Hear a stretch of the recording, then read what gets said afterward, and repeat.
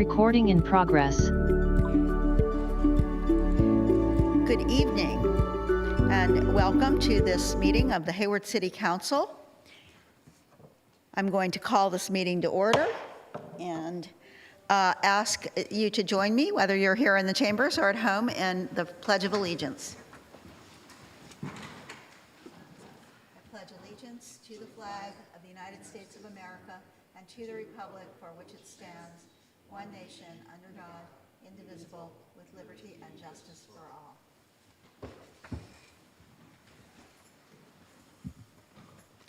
all. Madam City Clerk, will you call the roll? Yes, Madam Mayor, good evening. Councilmember Andrews. Present. Councilmember Lamnin. Good evening. Councilmember Marquez. Present. Councilmember Salinas. Present. Councilmember Wahab. Here. Councilmember Cermeño. I'm here. Thank you. Mayor Halliday. Here. Thank you. We are all present this evening. And I will now ask our city attorney, Mr. Lawson, to give us the announcement regarding the closed session that we just had. Hi, Mayor. This is Joe Brick. I'm sorry, I will ask Mr. Brick, our deputy city attorney, to give the announcement for the closed session. Thank you, Mayor. Today, the closed session convened at 5:30 p.m. There was 2 items on the agenda. There was no reportable action on either item. And that concludes the closed session report. Thank you. Now, we have a special presentation to make, as this is National Police Week and Peace Officers Memorial Day. This happens all this month, and we have our proclamation, and I will go ahead and read it. Whereas in 1962, President John F. Kennedy signed Public Law 87-726, designating May 15th as Peace Officers Memorial Day, and the week in which May 15th falls as National Police Week.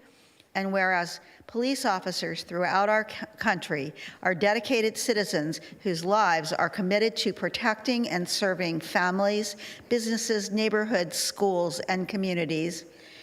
And I believe that is very true of our own police department. Whereas the city of Hayward owes a debt of gratitude to 5 brave members of its police department who have given the ultimate sacrifice in the course of their duties. George E. Vieira, shot September 16, 1929, while attempting to arrest an armed robber. Bobby L. McSpadden, killed August 4, 1972, while pursuing a wanted suspect. Robert J. Reed, strangled June 29, 1974, by a prisoner in the jail. Benjamin Worcester, stabbed March 25, 1987, during a struggle with a violent parolee. And Scott Lunger, shot July 22, 2015, during a traffic stop. And whereas the members of the police department of the city of Hayward play an essential role in safeguarding the rights and freedoms of the people of Hayward, and whereas it is important that all persons of the Hayward community know and understand the problems, duties, and responsibilities of their police department, and that members of our police department recognize their duty to serve the people by safeguarding life and property, by protecting them against violence or disorder, and by serving with compassion and sensitivity. And whereas the police department of the city of Hayward has grown to be a modern and scientific law enforcement agency which unceasingly provides a vital public service, now therefore I, Barbara Halliday, Mayor of the city of Hayward, and on behalf of the City Council, do hereby proclaim the week of May 11th, 2022 through May 17th, 2022 as National Police Week in Hayward, and Sunday, May 15th, 2022, as Peace Officers Memorial Day in the city of Hayward, and encourage all members of the Hayward community and all patriotic, civil, and educational organizations to honor those individuals with appropriate ceremonies who, through their courageous deeds, gave their lives or have become disabled in the line of duty for our safety, and express appreciation to those who continue to dedicate themselves to making Hayward a safer place in which to live. And so we are honored this evening to have some of our members of our police department. We have our chief, Tony Chaplin. We have our deputy chief, Brian Matthews. And we have Captain Dan Olson with us, who I believe that you have a lot to do with the training and things like that in the department. Is that? Okay, you did, okay. A longtime member of our police department too, I will say, with us. And we have, and I'm sorry, I don't have your name, and she's going to take some pictures. Please let us know her name, who's taking the pictures here tonight when you come up. But if you'll meet me at the podium, I can present you this proclamation. Thank you.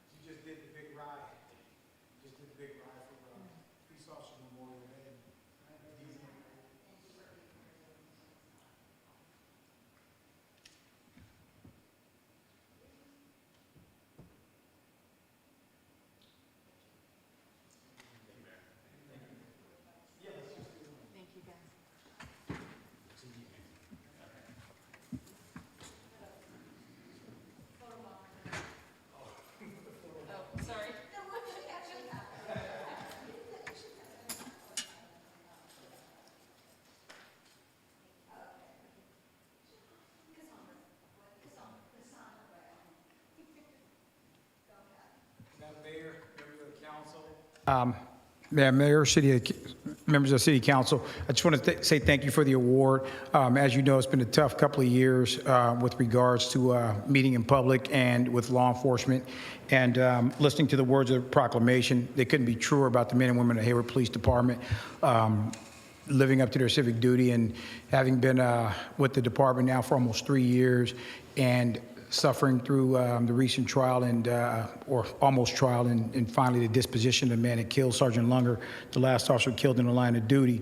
We know all too well what this week actually means. So to be recognized here before this body, I'm really greatly appreciative. I know the men and women standing behind me are also appreciative, and it's good to be back in person, and it's also good to be recognized for the sacrifices they make on a daily basis. And I appreciate you for this. Thank you very much. Well, thank you, and thank all of you and all of the men and women in the department for your service. We very much appreciate it. Be safe. And now we are going to move on to public comments. Councilmember Wahab, I see you have your hand up. Did you want to make a public comment now? Yes, thank you. I just wanted to say kudos to our police department and to everybody who has lost a life. My condolences to your families. But I really do appreciate all the work that the police department has been doing, really to kind of move our police department forward, and just the work in the community as a whole. So thank you. Okay, thank you. And that brings us to public comments this evening. And before we start public comments, I want to announce that item that on our consent calendar this evening, item number 3, which is regarding a resolution to authorize the city manager to execute a 5-year agreement with Axon Enterprises to purchase Axon Fleet 3 in-car dash cameras for 53 patrol vehicles, and with auto tagging subscriptions for officers.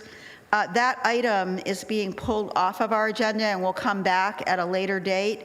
If you were here tonight and wanted to make a comment about that item, it is one of the items on our consent calendar. We will not be discussing it this evening. So but you are free to comment. If you had come here tonight to comment on that, you're free to comment now during public comment. So with that, I'm going to open public comments. And ask if anyone has any, and I am looking at Madam City Clerk. Are you aware of anyone wanting to make a public comment this evening? No, Madam Mayor, I'm not aware. And I don't see. Oh, I don't see any. I don't know about that. But, Okay. no, oh, actually, there is one. There is a hand up now, okay. And it is Kyle Garcia. Hi there, can you hear me? Hi, this is Kyle Garcia. I just wanted to make an announcement about an event that's coming up. I'm Kyle Garcia, the Development Director at La Familia and Fesco Family Shelter. And I just wanted to share that there's a really cool event coming up. It's called the Fesco Shuffle.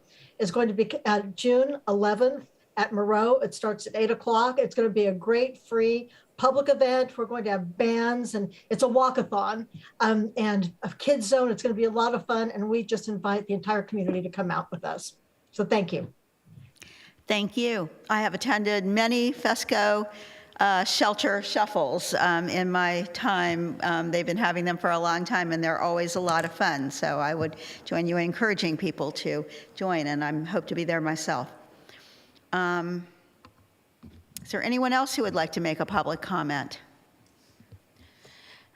Mayor Halliday, I'm not aware, but I'd like to take an opportunity to remind individuals about the deadline to apply for service on the Hayward Youth Commission, if I may. Please go ahead, yes. Yes, thank you. Let me just go ahead and share my screen. And here we go. Yes, so the deadline to apply for service on the Hayward Youth Commission is this Friday, May 20th. On the screen, you see the information pretty much. In order to be eligible for appointment to this commission, applicants must be between the ages of 13 and 20 years of age. And the Youth Commission meets on a monthly basis. And we are really looking for every school to be represented. So we are saving seats for especially schools throughout Hayward, but middle schools, we are urging parents to apply. So again, the deadline to apply is May 20th. The application is online. We also have applications at City Hall. If someone wants to come in, we are open Monday through Friday until Friday. So with that, thank you so much, Mayor Halliday. Thank you. So that now brings us, yeah, and if you are a young person, please do consider applying for the Youth Commission. It's a great opportunity for young people, and we really appreciate the input and advice that we receive from that commission. So with that, we will move on to comments from... Mayor? Yes. Sorry, I'm on. I'm sorry, Councilmember Wahab, go ahead. I just wanted to ask if our city clerk can work with our PIO, Mr. Finney, so that we can get that as an image, also to be able to share on social media accounts, if possible, just because I think a lot of people would be there and be willing to share it if they got like an image that they can potentially apply to and so forth. Yes, Councilmember Wahab, actually we have that scheduled. We are going to increase the frequency of those going out, but we have been sharing that information through various outlets. But thank you.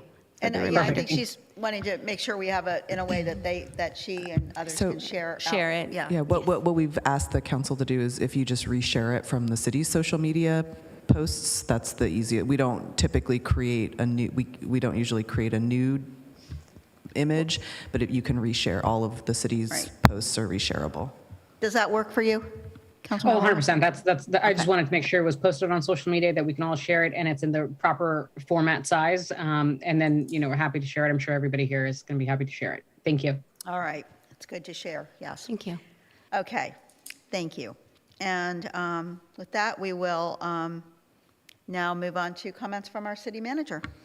Thank you, Mayor and Council. I actually have a number of comments, so bear with me this evening. We have a lot of stuff going on. First, a few comments from Public Works and Utilities. We have our Bike to Work Day, which is coming up on Friday, May 20th, and we will be hosting, city staff will be hosting an Energizer station at the downtown Hayward BART station from 4 to 6 p.m. And then our annual spring compost giveaway event is going to be held this Saturday, May 21st. We'll begin at 7:30 a.m. and the event will end when we run out of compost, usually around 10:30 a.m. And that will be at the parking lot of the former SkyWest Golf Course. Each household can pick up 4 1-cubic-foot bags of organic compost. Last few events, we've distributed about 3,500 bags. This time we'll have 4,500, so a few more to be able to give out. And then just found out some great news last week that the staff worked with the East Bay Community Energy Agency to apply for grant funding from the California Energy Commission to build electric vehicle fast charging hubs in Hayward. About 1.2 million of the total 2.8 million grant funding will be for Hayward. And funding will install 10 dual-port fast chargers at the Cinema Place parking structure, and each charger supports 2 vehicles, so there will be spaces for 20 EVs at that garage. So great work to the staff there. Wanted to follow up on the item from the police department that we had a few weeks ago regarding AB 481, which is the disclosure and public disclosure and adoption of an ordinance related to certain types of equipment in possession of police departments, and to requiring also the city council to adopt military equipment use policies and renew those policies annually. Consistent with feedback we heard from the council, we are scheduling 2 upcoming online community meetings as well as an open house so that community members can come, see some of this equipment firsthand, understand what it's used for, and similarly, we'll have an opportunity during those online community meetings to hear feedback and also to receive feedback on the proposed policies. So the online community meetings will take place on Zoom. The first one will be Thursday, May 26th from 7 to 9 p.m. The second will be Monday, June 6th from 5:30 to 7:30 p.m. And the open house will take place Saturday, June 11th from 9 a.m. to 12 p.m. at the downtown North Resource Substation on Main Street, right across from Fire Station number 1. So C Street and Main Street, those intersections downtown. We will be providing this information on our social media accounts and also via the Stack Extra newsletter, so that should be coming out shortly. And then the Hayward Public Library announced today that our personal tech lending library is now open, expanding access to the community for personal tech equipment. We did a lot of tech lending during the pandemic to school students, but now it's been broadened. And so this allows any Hayward resident to borrow computer tablets, mobile hotspot internet connection devices, and in the near future, laptop computers. Until now, borrowing of these devices was limited to HUSD students. So we are very excited about that, and this tech lending library is featured at the downtown branch library. To be eligible, borrowers 18 years of older with a current Hayward Public Library card must complete the tech lending form for access to the equipment, and there's also one-on-one tech support and tutoring available. So please visit the HPL Public Library's information desk downtown to get more information. And just one other reminder that the people's budget voting is continuing through May 20th. So if you haven't had a chance to vote on those projects yet, please do so. So those are my comments this evening. Lots of good stuff going on. Thanks.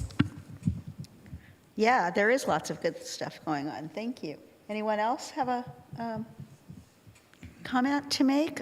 Okay, or any questions about any of that? Okay, with that, then we are going to move on to our action items this evening. And we'll start with our consent calendar, which is items 1 through 11 this evening. And as I said, with the exception of item number 3, which is being pulled off and will be heard at a future council meeting. I don't think we have a date certain on that yet, or do we, Madam City Manager, on item number 3 about the... We don't have a date certain yet, so we'll just bring it. One of the pieces of direction that the infrastructure committee asked for was to have it come back in a work session format, so we're looking for a date that we can schedule that item to come back for discussion. Okay. And I just have to make a comment about item number 10, which is adoption of a resolution authorizing the city manager to accept and appropriate up to $50,000 in funding from Edward Martin's, or the Donna L. and Edward E. Martin's Foundation to support library services and programs. And Mr. Martin and his late wife, Donna, have just been so generous in terms of our library, and we're, and I see our our library director here. She might want to say a few things about it too. But we're very instrumental in providing, in enabling us to purchase Kirby, our very successful bookmobile. So I'm going to ask Ms. Adelman. Did you want to say anything? Add anything to that? We can't hear you. But we can if you unmute. There you go. All right. Yeah. Thank you, Mayor, and thank you, City Council members. Yes, we are so proud of everything, Mr. Martins has done for us, and all of it. We're really grateful. Even just a few weeks ago, he donated money for us to buy the Beat Maker, a program for for young people to make music, which of course we'll make available to adults also. Computers all the time, anything we need, they have really stepped up to help us and to support the community, especially the youth in our community. So we are very, very, very grateful. Thank you. So I don't think we have to vote on that separately, but I just wanted to mention it. So with that, unless, let's see, Councilmember Andrews. Thank you, Mayor. I was going to ask the Director Alderman if we can have an Instagram graphic of the Beat Maker so people know that that's available. I can see a lot of people interested in using that. What exactly is it again? That we... Sorry, it's a program. It's called Beat Maker, and it's for actually making making music, creating music online. We are just setting it up. We have got the money for it, and we're in the process of setting the whole thing up. We will have classes for both youth and adults to learn how to use it, and then they can use it. So once we're really set to have our classes begin, we will definitely do both Instagram and Facebook posts and put it on our website for sure. Yeah, thank you. All right. Thank you. It sounds interesting. I really didn't know what that was, but okay. Now, with that, I will, Councilmember Marquez. Thank you. Congratulations, Director Alderman. You've been amazing at highlighting all the wonderful things we do at the library and encouraging people to invest. And I just want to echo some of the comments made by Mr. Martins at the Kirby ribbon cutting. He really emphasized the importance of giving back to your community. Although he no longer lives in Hayward, he's directly connected and feels strongly about investing in our young people. So I just wanted to thank him and his family for his generous contributions, the partnership he's established with our community, and hopefully it'll encourage others. Obviously, we all have different financial means, but we can all do a little something to improve our community. So thank you. Yes, we really appreciate the generosity.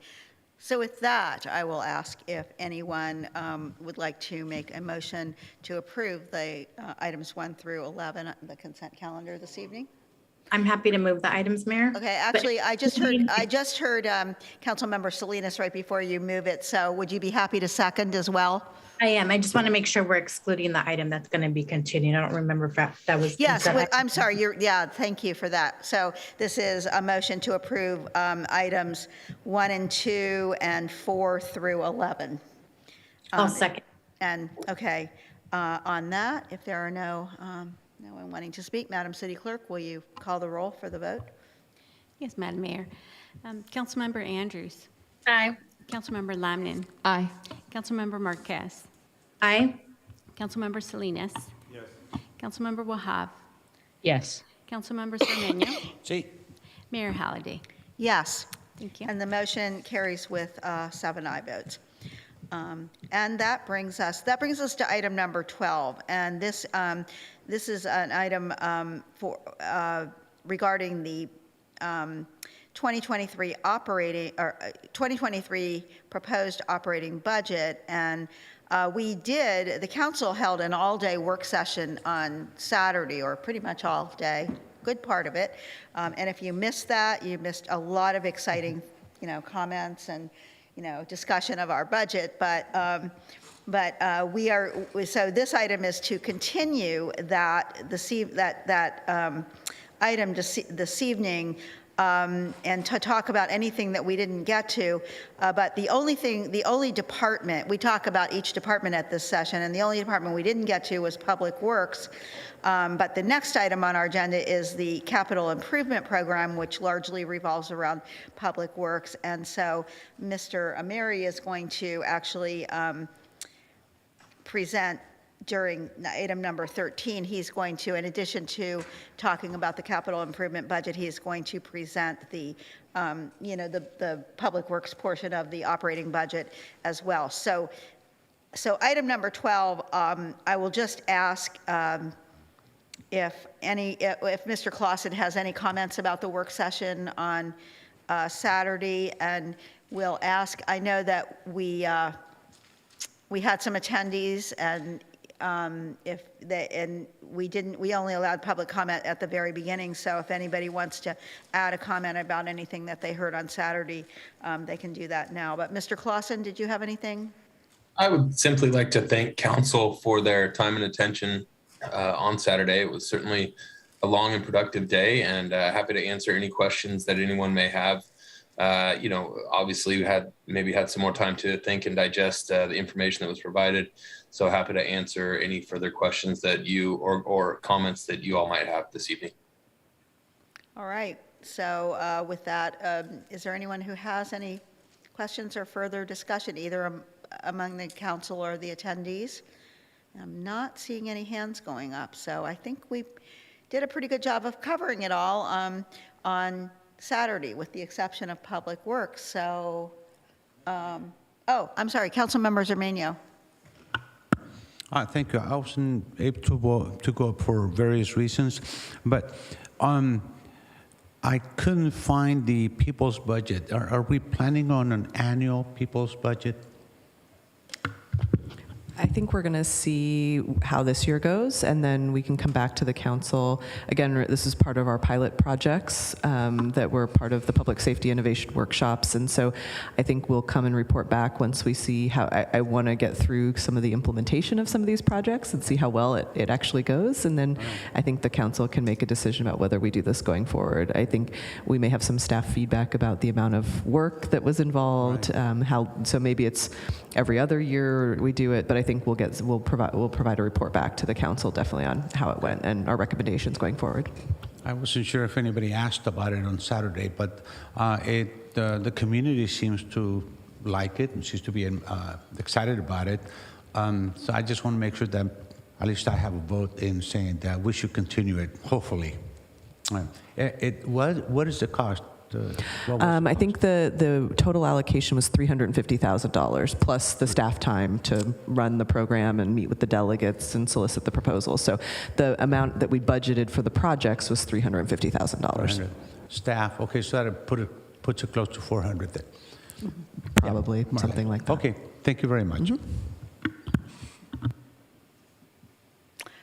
All right, seeing no other comments, we're going to now move on. And of course, this was all the Saturday session, and what we're doing tonight is all work session comments in advance of final approval of the budget, which may come, I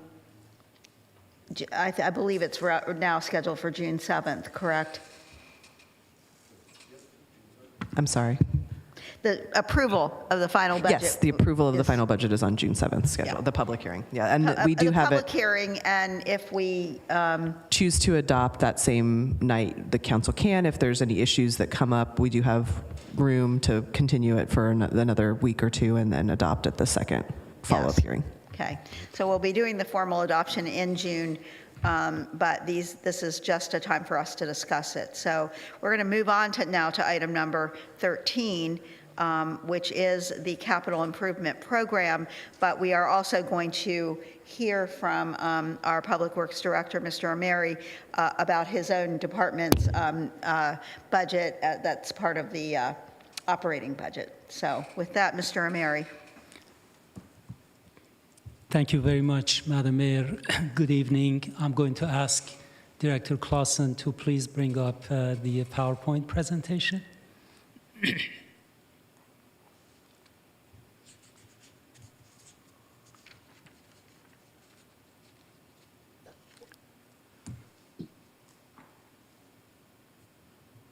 Thank you. As you mentioned, Mayor, this is the Public Works and Utilities Department operating budget presentation. Next. As you can see, our budget between the actual expenditure in 2021 and the adopted budget in 22 was relatively constant. There was $1 million or about 1% increase in the budget. But between the 22 adopted budget and the 23 proposed, there is a big jump. There is a $13 million increase. And I want to explain what this is about. As you know, we purchase all of our water from San Francisco Public Utilities Commission. About a month ago or so, they announced that they were going to increase our water cost by 15.9% effective July 1 of this year and 11.2% July 1 of next year. This amounts to about 27% increase in 2 years. For us, because 2/3 of our budget goes into the purchase of water, just to pay for SFPUC's increases, we had to increase our budget by 20%, our rates by 20%. And I know that that is never allowed, never okay in Hayward, let alone during pandemic and the times that we are in right now. So what we have done is we have increased our budget to pay $5.4 million this year for the additional cost of water. However, we are using our working capital, rate stabilization, and emergency reserves to do that. We are using $8.6 million of that reserves this year, $8.6 million next year, and $6 million in FY25. That is what our recommendation is going to be to you. That is going to basically reduce our reserves by more than 50%, but I am confident that over the next few years, we are going to gradually increase our reserves to where the council has asked us to put the reserves in. We are also going to ask to increase the amount of money that is moved from the water operating budget or the sewer operating budget to water replacement and sewer replacement by $2 million each. Currently, we move $5 million from each of those budgets to replacement. That is not nearly enough, given the cost that we are experiencing right now, to be able to do the amount of replacement that the system needs and the amount of replacement that our strategic roadmap goal has set for us. Just to give you an example, the cost of replacing water pipeline now, actual hard numbers, is about $3 million per mile, and on the sewer side is $4.2 million per mile. We have a goal of replacing 3 miles of pipeline each year, let alone every other replacement needs that we have. That alone is $9 to $10 million. So we are gradually going to go up there. We also have 2 debt services that we are paying, one on the water side, $1,095,000, one on the airport side, $297,000. We are paying an interest rate of 2.76% on them, but our, the interest rate that we make or the investment income that we have is way less than that. So it behooves us to go ahead and pay the remaining 3 years of this bond and not pay the interest anymore.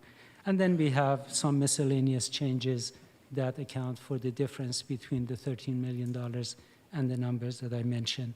I also wanted to mention that, as you know, we are a member of Bay Area Water Supply and Conservation Agency.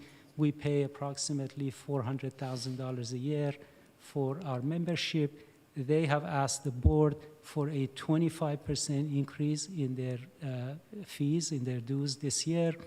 The policy committee of the board has recommended approval.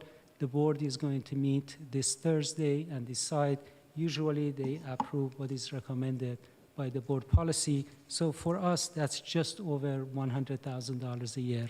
So that goes into the difference too. Next. I think I have covered all of these in my first slide. Next, please. This is our org chart. We have a total of 161 FTE. We are not changing that this year. This council has approved hiring a real property manager. 60% of the salary for that position is paid from Public Works and Utilities Department, 40% from the city manager's office.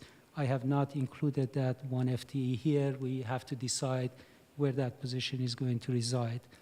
The department has 5 major operating divisions. One is engineering, the other one is transportation, utilities, environmental services, and the executive airport.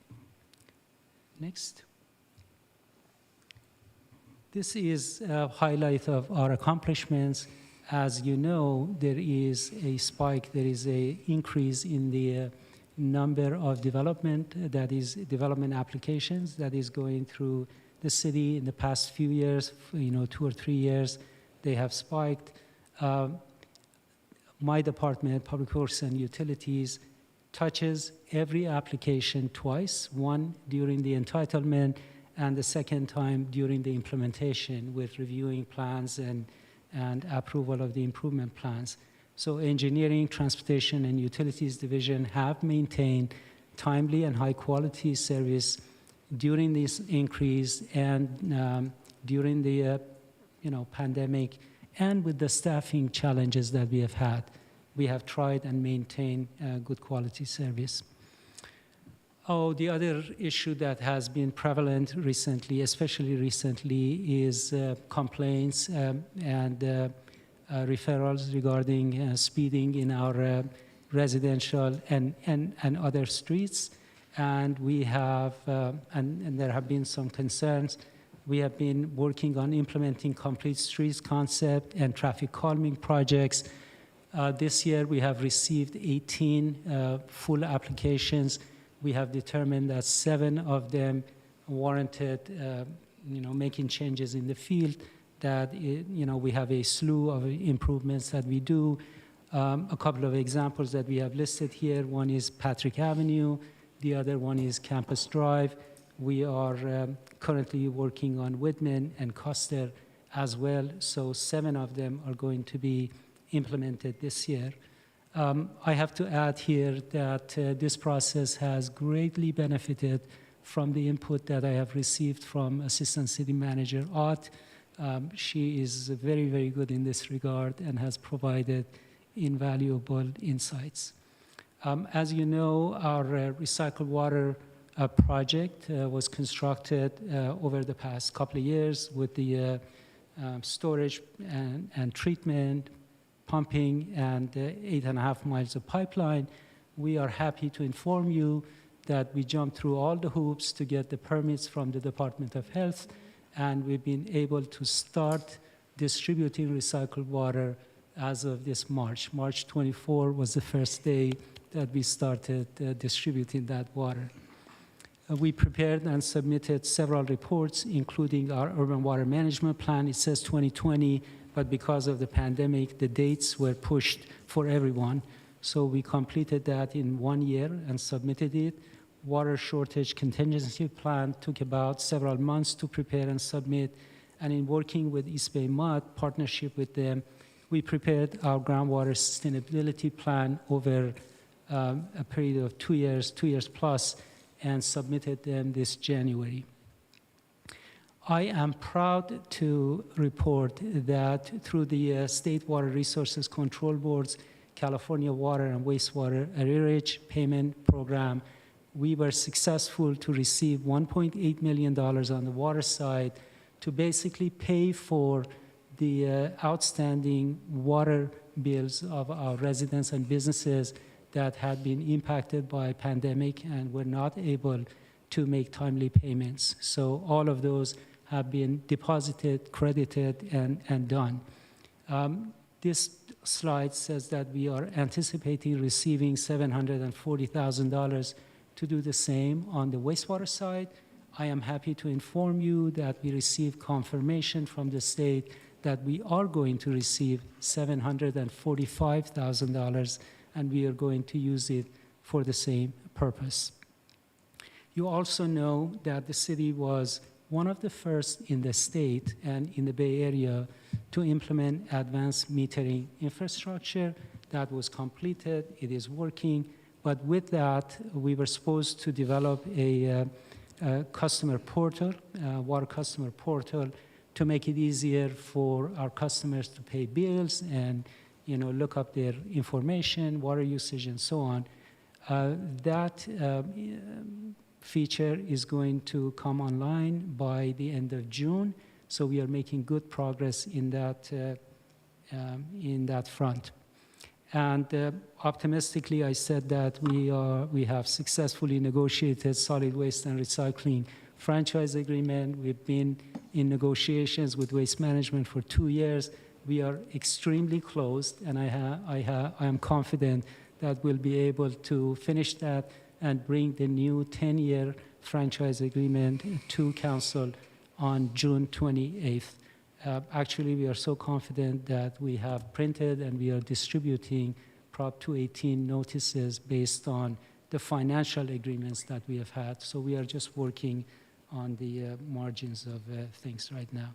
With that, I end my presentation, and then I'm going to start, as you mentioned, Madam Mayor, the presentation of the capital improvement program. Why don't we see if there are any questions about just that part of it before you go into the Absolutely. CIP? Okay. My So pleasure. we'll start with Councilmember Zermano.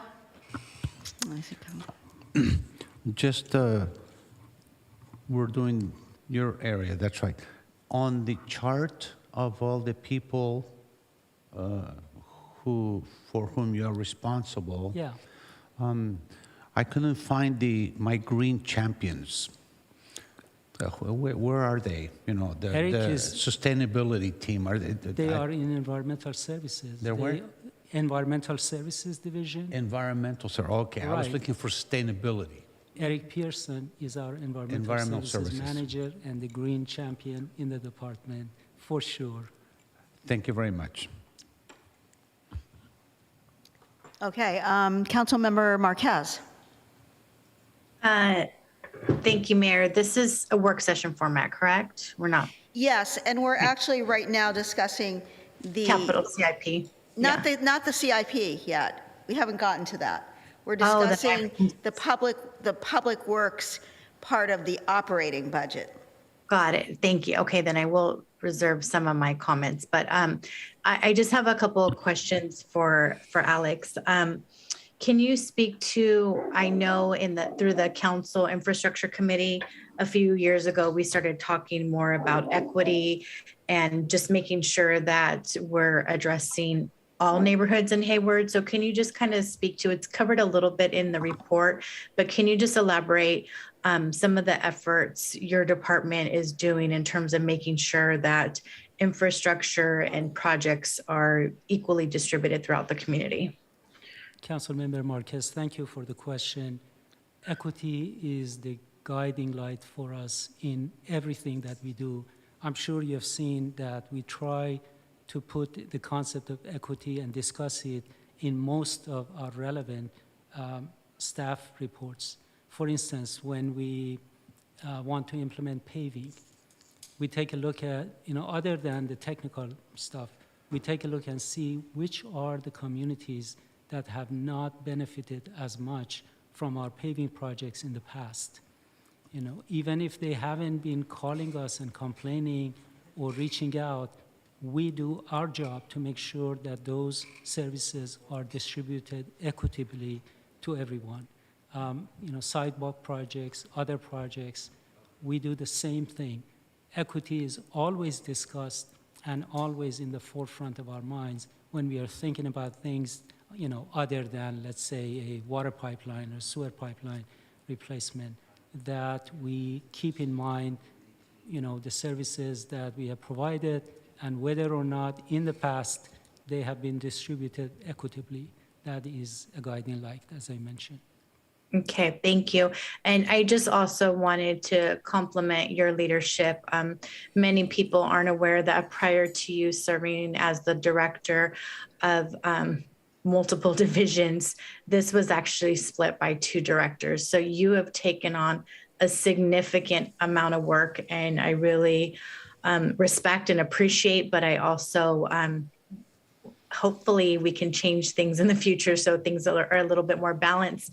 But can you briefly speak to what is the current vacancy rate under your division? I don't know if you could quantify it, 10, 15, 20%. I don't know if you know that number, but I am curious about the vacancy rate, the plan to fill those positions, and then if you could just give the public a sense of how do we go about deciding which traffic issues are addressed first, because the list continues to grow and we only have so much financial resources to address it and staffing capacity. So if you could just briefly address that, please. Absolutely, I'll be happy to. When it comes to vacancies, I keep track of our vacancies and recruitments on a weekly basis. So every Friday, I have a report that shows the number of vacancies we have. As of last week, we have had 24 vacancies in the department of 161. So that's about 15%. That is really not different from when we only had utilities department. The position in utilities are very, very difficult to recruit for, because we are competing with districts that don't have the same, constraints that we have in a city. I am proud to work for a city. It's just such a more complete life when you're working in a city and dealing. But this is a feature that we have to deal with.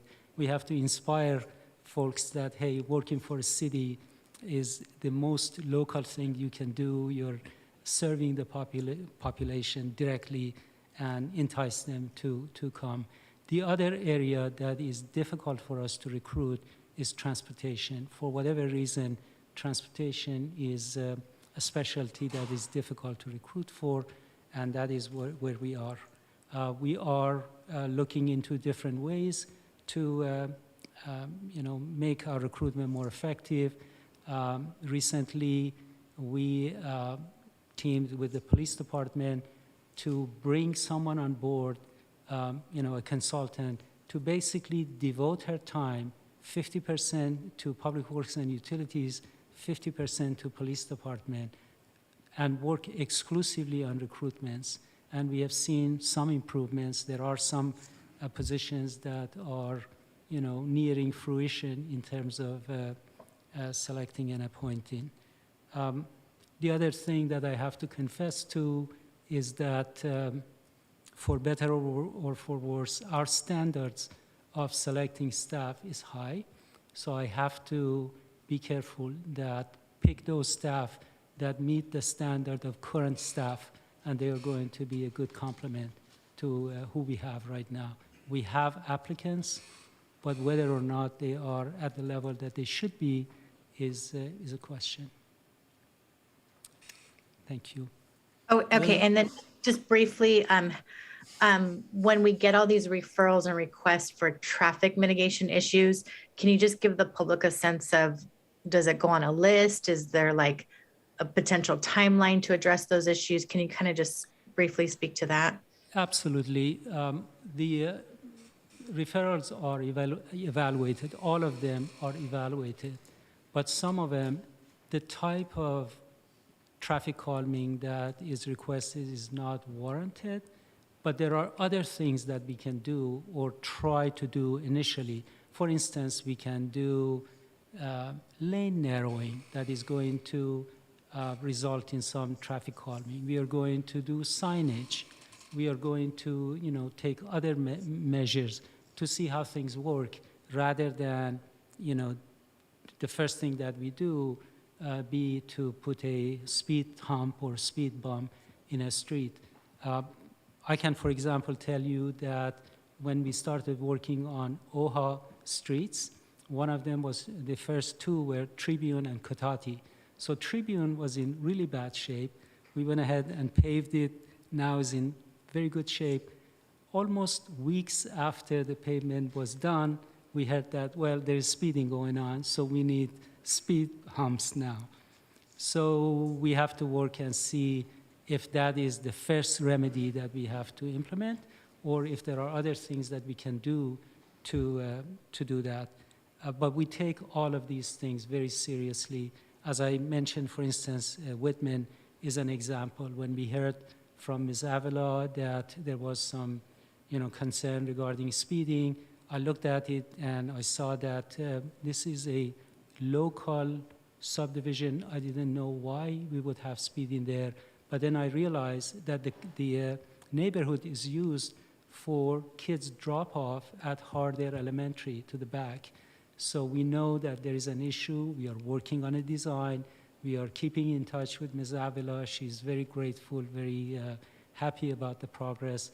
And we are going to design a speed calming, traffic calming, and implement it. As I mentioned, there are others that we are working on. I'm not going to list all of them right now. Sure. Okay. Thank you so much for your time and attention. And please give our appreciation to your entire team. And thank you for the great work. Thank you. Thank you. Councilmember, oh, okay. Councilmember Salinas. Thank you. I just wanted to follow up on a comment that Councilmember Marquez mentioned a moment ago about our definition of equity when it comes to this. And are we looking through a lens that we're trying to equally distribute resources across all neighborhoods, or are we looking at those neighborhoods that historically have been further away from sort of these enhancements and treatments and really focusing on those areas that perhaps we haven't hit historically or have historically not been attracted to? So I just want to kind of clarify that. Councilmember Salinas, definitely the latter. Yeah, good. Because the first concept would be equality, but the concept of equity is those who have not benefited, they have not received their share of city services, will have priority for receiving those services. Good. I appreciate that. And not to be too academic about this, because that is the definition of equity, to say the least. Okay. A few years ago, when I remember, when I first got on the council, a lot of calls that we would get and a lot of attention around, public work was around, speed lumps, and whether you call them lumps or humps or bumps, we used to, a lot of the calls we got, it was about that. And of course, speeding, that was, a high rate of service calls we get, or high rate of calls we get. But it seems today that there seems to be a sort of a slight sort of shift in the kinds of complaints we're getting from neighborhoods. We still get, speeding and so forth, but we're just seeing a sort of an increase. I mean, I'm seeing them in emails I get around, sideshows, just, reckless driving without any regard to, rules and laws and, in neighborhoods. The Jackson Triangle, for example, is a hot spot. Mission Boulevard, especially around the Loop. I mean, we're seeing, accidents happen frequently. And I guess, so the question I'd like to ask is, is at what point do we sort of prioritize these sort of quality of life issues, right? I mean, these are things that, the other one I'm not even going to sort of, follow up with is, we get these, like these extremely loud mufflers and, and so forth. I mean, things that are just, sort of killing the mood, in the sort of this quality of life. So at what point do we start to prioritize, street enhancements, neighborhood elements where we start to address some of these quality of life issues, where we try to reduce some of these things that just are nuisances and are driving people crazy? So to the extent that Public Works, the department, can address those Yeah. issues, we are open to it and do it. Regarding like mufflers and such, we cannot control. But when we hear something like, there is evidence of doing donuts in, some places, we take a look and see what we can do. A recent example would be that we heard from the businesses on an industrial cul-de-sac, wide open, nothing there, that, young people would go there and do donuts and cause problems. So we looked into it and implemented a solution that basically used what they call bot dots, those dots that you see on roadways to, separate lanes. Yeah. And we placed them in a way that made it difficult to do those quick turns in the cul-de-sac, but allowed room so that the trucks that are going in and out of businesses don't have to go over that. So that was very well received. Good. Those kinds of things we definitely look into and implement to the extent that we can. Okay. Thank you. Also, I just wanted to say thank you for, I know it's been some time now, but, wanted to thank, your staff for, really investing the work and the time to listen to the neighbors over at the Patrick Avenue corridor. I know there have been some changes made, and I know, and I have been getting some, feedback on that and the changes that we've made so far and the changes that we plan to make in the future. They're very happy and they're very pleased with that. So I wanted to say thank you for that. And then lastly, and again, just to follow up on a comment that Councilmember Marquez brought up, and which was a good one about staffing. I know the one position everyone's talking about is the traffic person, the traffic, the traffic manager. I don't know what the title is, but Transportation. There you Deputy go, Director the for transportation manager. So, and I understand the high expectations, and I get all of that, but I'm just curious, where are we at on that? And, because I know that's a key position in your department that, really responds to a lot of these calls that we've been getting. We have renewed our efforts to recruit. I can tell you that I have interviewed 3 candidates recently, one this last Monday morning at 9 o'clock. We had a long conversation. We are assessing to see if we can proceed with one of them. That is definitely a priority for me, and we are talking to different candidates. Thank you. Thank you, Madam. Good luck. Thank you. Now we'll go back to Zoom and Councilmember Wahab. Thank you. Director Miri, can you elaborate a little bit more on the financial situation? We have been dipping into the reserve. What does that outlook look like for the next year or two, and just moving forward? So the reserves on the water side that I mentioned, part of the reason for those reserves, the council has directed us, is for rate stabilization. San Francisco PUC has no qualms about telling us, and they did a few years ago, that there is a 39% rate increase.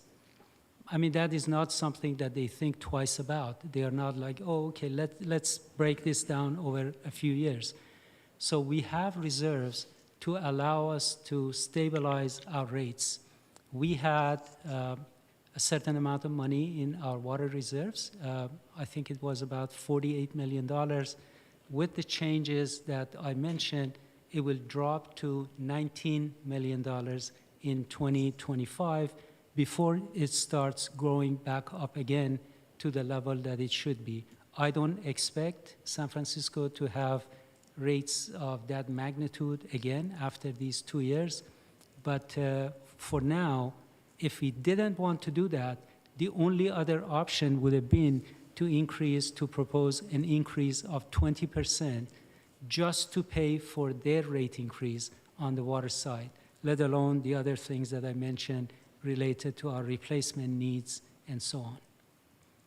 Okay. And the only reason why I know that you're going to be on top of this, however, I'm just worried with so much discussion about water shortage and much more, and obviously, when you use water, you're charged for water. I am concerned about how that's going to look like even a year from now, 2 years from now. And I don't know how sustainable it's going to be. So I just want to flag it as something that's of concern. And if need be, you can definitely come to the council again to reassess. But that is very concerning, if you will.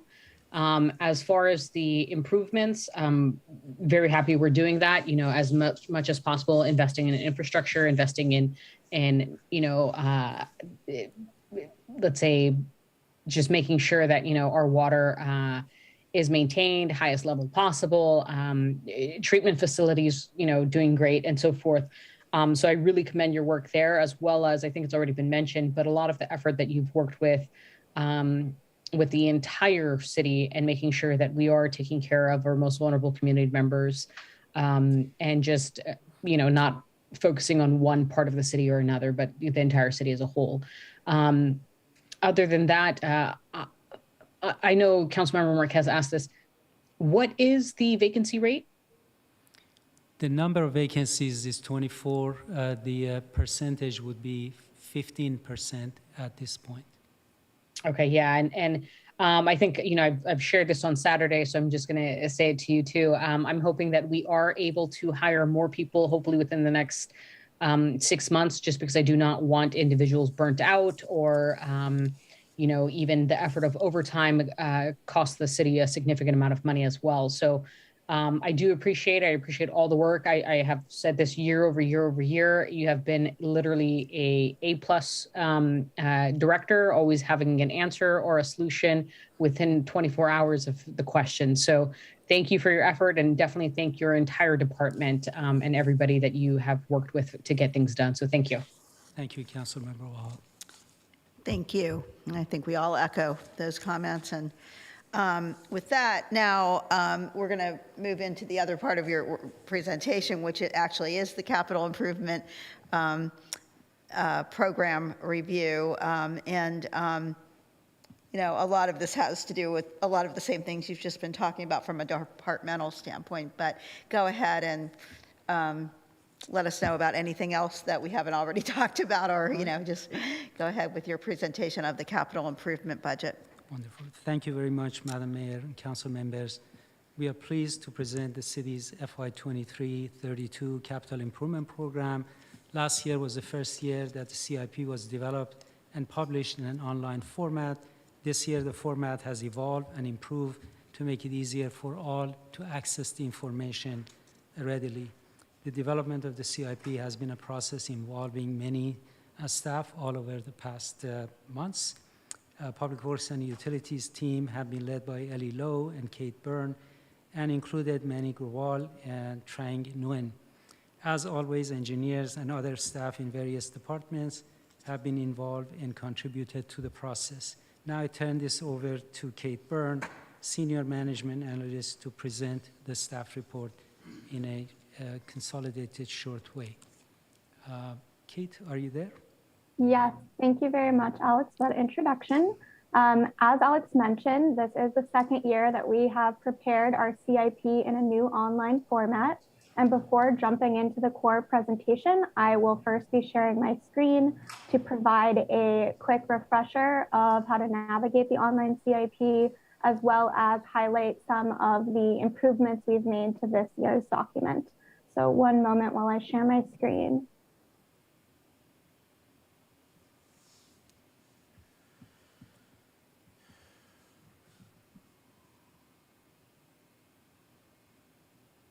All right, so this is the City of Hayward's website, hayward-ca.gov.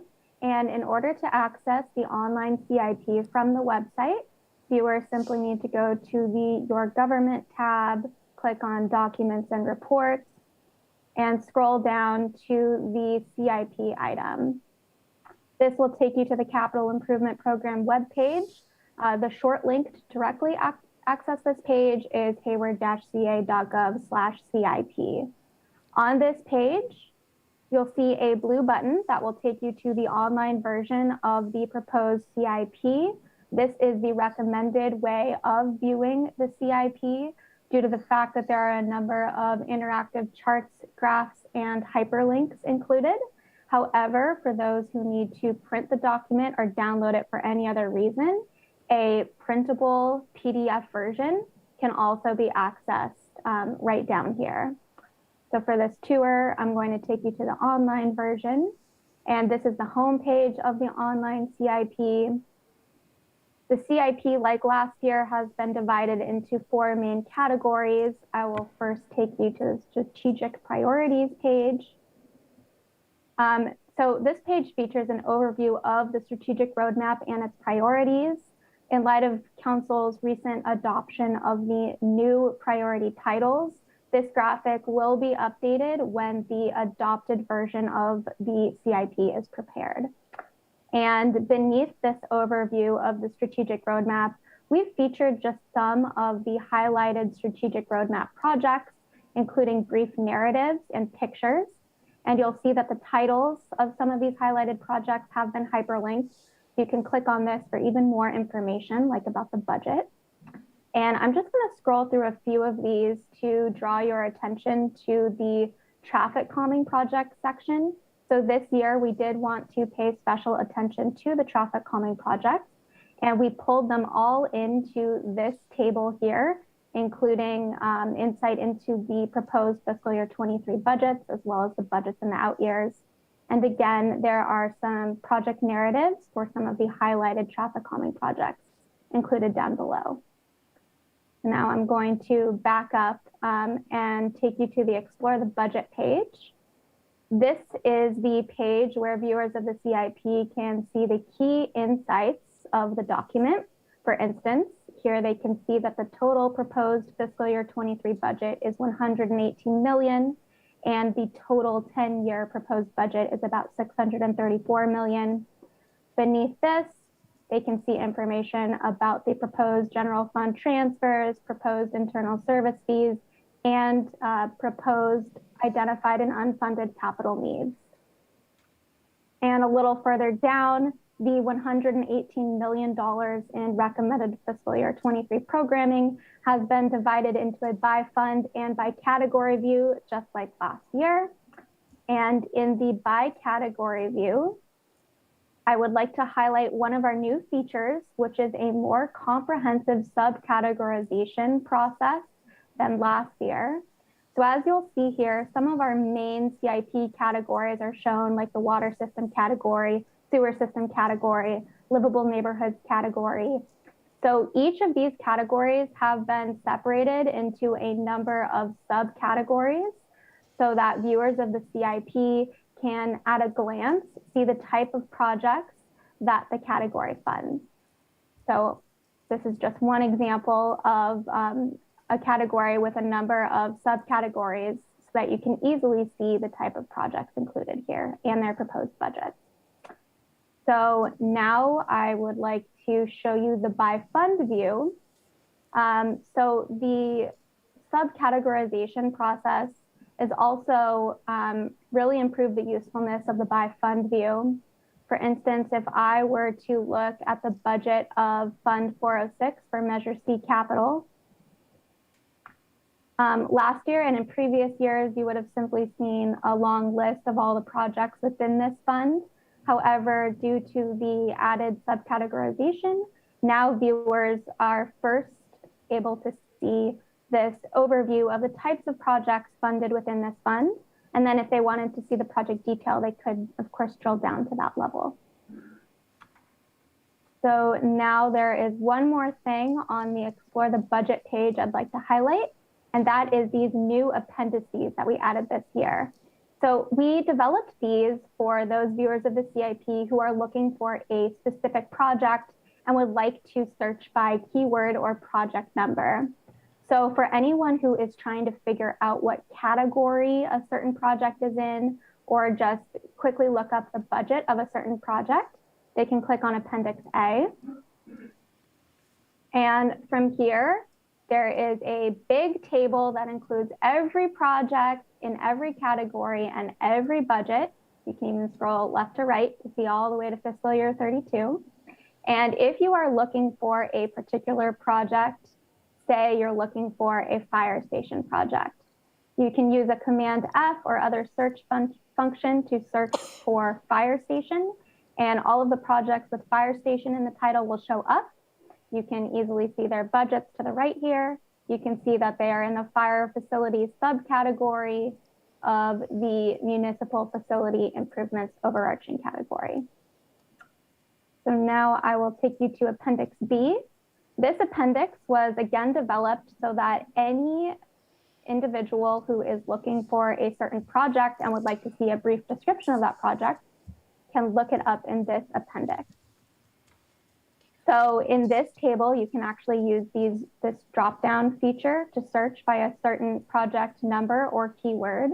For instance, if I were looking for project 07482 and I hit OK, that project comes right up. It's our new fire training center project. And I can scroll all the way to the right to see the entire description, or I can double click on the cell to read more. And lastly, I would like to draw your attention to the table of contents link. So this link is included in the footer of every page of the online CIP. And this is really useful for quickly navigating to a very specific section of the CIP. As you can see, all of the main sections are included here. And if you wanted to see a specific page, like for instance, if you were looking for a specific fund or a specific category or one of the appendices, the fastest way to do that will be to just go to your table of contents link in the footer and directly click on that resource. So now I'm going to transition my screen to the rest of the CIP presentation. One moment.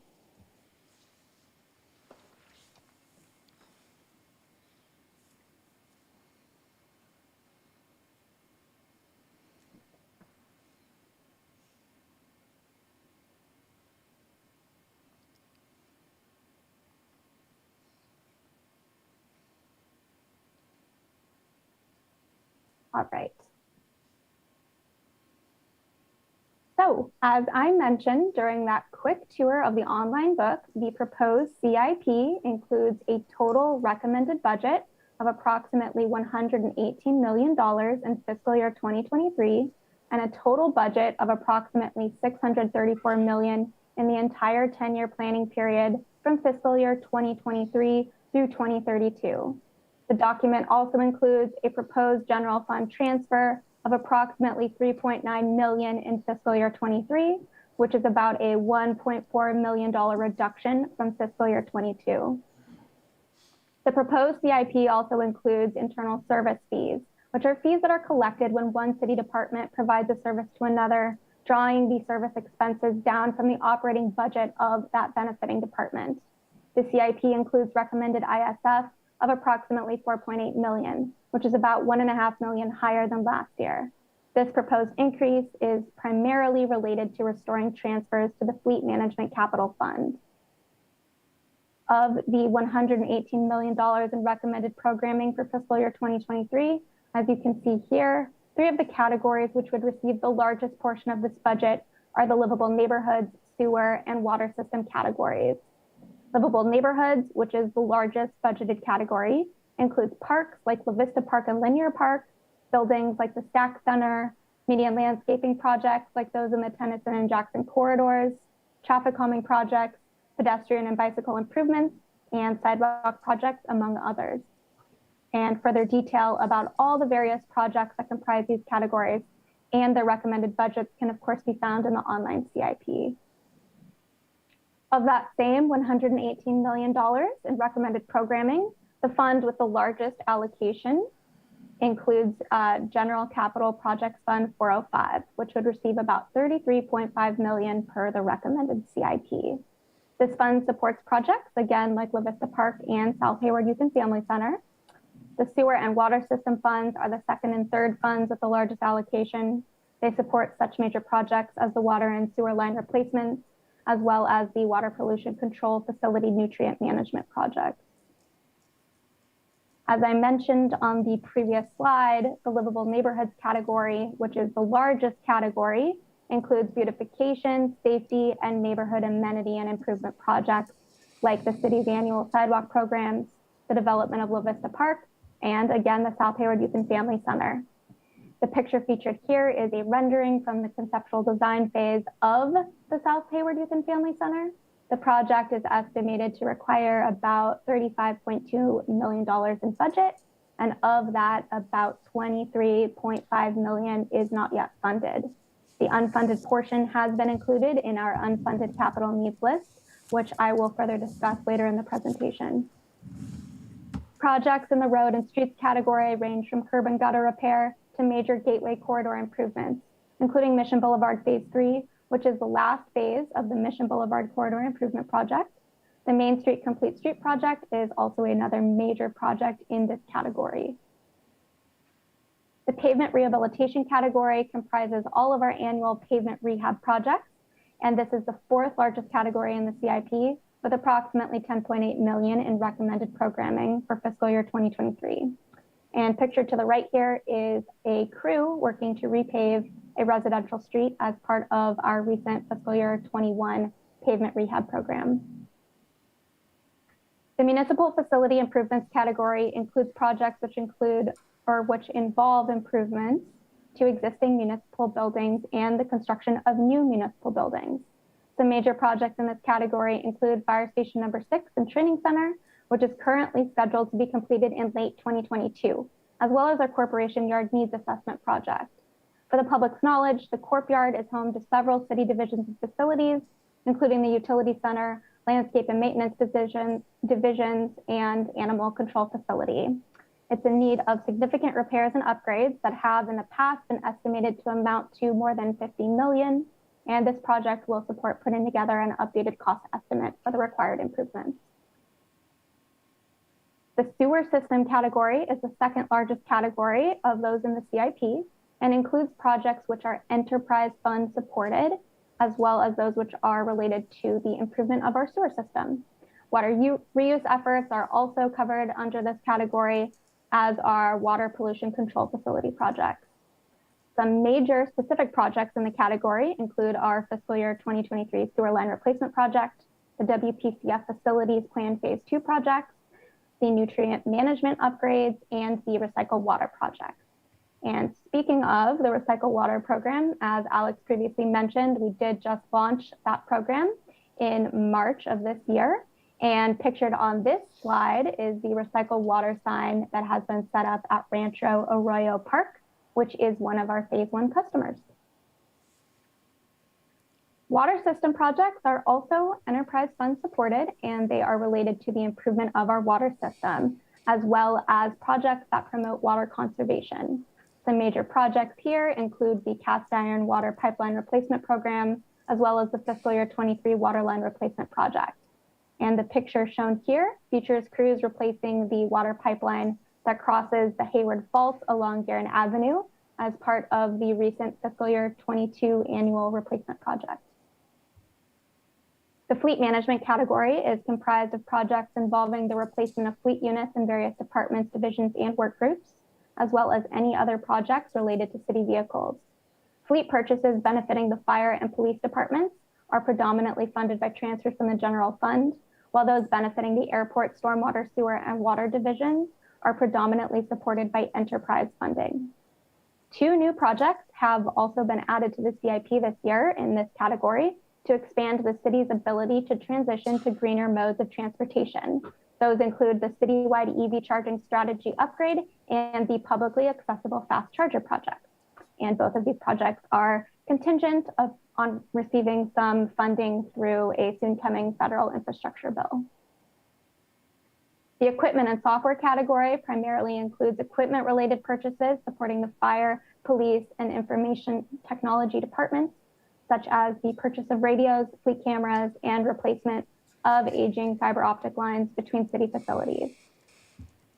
The airport category is comprised of all projects within Fund 621 for Airport Capital, which support improvements to the Hayward Executive Airport. Some key projects include Taxiway Zulu Pavement Rehab Project, as well as the Sulphur Creek Safety Enhancement Construction Project, which is anticipated to begin in fiscal year 2026. And finally, the miscellaneous category includes projects which do not neatly fit into the other categories. such as the Comprehensive General Plan Update, the Route 238 Property Project, and the Parcel Group Project. As I previously mentioned, in addition to including recommended project budgets, the CIP also includes a list of identified and unfunded capital needs. One of the largest unfunded needs continues to be the renovation of the courtyard, which I touched on earlier. As I mentioned, this renovation effort was estimated at over $50 million. After the update to this estimate is prepared via our needs assessment project, staff will have a more updated idea of the cost to implement the necessary improvements. Another significant need, which is included in this list, is the South Hayward Youth and Family Center. The project has a total budget of about $35 million, and approximately $23.5 million of that is currently unfunded. I would also like to take a brief moment to demonstrate the CIP's alignment with the strategic roadmap. This graphic does include the recently revised and adopted priority titles, which will also be used in the adopted version of the CIP once it's published. And the list of projects featured here is not exhaustive, but does demonstrate a nice snapshot of the priorities which the CIP projects support. For instance, you can see that CIP projects tend to directly support the invest in infrastructure priority, though they do touch most of the other priorities. And again, this list is not exhaustive, and it is also important to note that many of the projects support multiple priorities at the same time, even if they're formally listed under a particular priority. And that concludes staff's presentation of the recommended CIP. Per the work session format, the next step is receipt of public comments, followed by council questions and discussion. And I will now stop sharing my screen. All right, thank you so much. That's was a very lengthy but concisely given report. And I, just say that I downloaded my CIP into a program called iAnnotate that, so that you can annotate it. But, I don't think that when I did that, the features, the accessible features worked. But I think it was all there, though. A lot of what she showed of the detail was in the, so I don't know how much I was really missing there if I couldn't. There were some icons that, I would just add that in the PDF version, which is likely what you use to download and upload to your program, yes, hyperlinks lose their functionality, and that as do the interactive tables and charts. So if you want the interactive experience, you have to look in the online version. But all of the data is included in the PDF version. In the PDF version, that's what I thought. Okay, thank you. So with that, we're going to go, let's see. This is a work session, so I'm going to go to public comments first. And there aren't any here in the chambers, and I don't see any hands raised among attendees. So we will close public comments now and go back to council. And I know Councilmember Salinas had raised his hand, actually physically a little while ago. So go ahead. Thank you. I appreciate it. First of all, I wanted to thank Councilmember Marquez for her leadership on the Council Infrastructure Committee. Very good leadership. And, this is, and some of these comments I made during the Infrastructure Committee, but I just wanted to say that this format of the CIP is incredible, easy to use. It's interactive. A document this complex and this big, it's great that you can just wave your cursor over something and something drops down, it pops up. I mean, it really, the infographics, the color, the colors and everything. I just wanted to say, great job, thank you, and this is really, what is another way of putting it? kind of has demystified this document. You know, now it's easily, you can, you know, have it here on your desktop, and you know, and you can track projects. You can track projects in your own street, in your own neighborhood. And so, anyways, I just really wanted to thank staff and congratulate you on this gargantuan achievement, because this is incredible. So I appreciate that. A couple questions.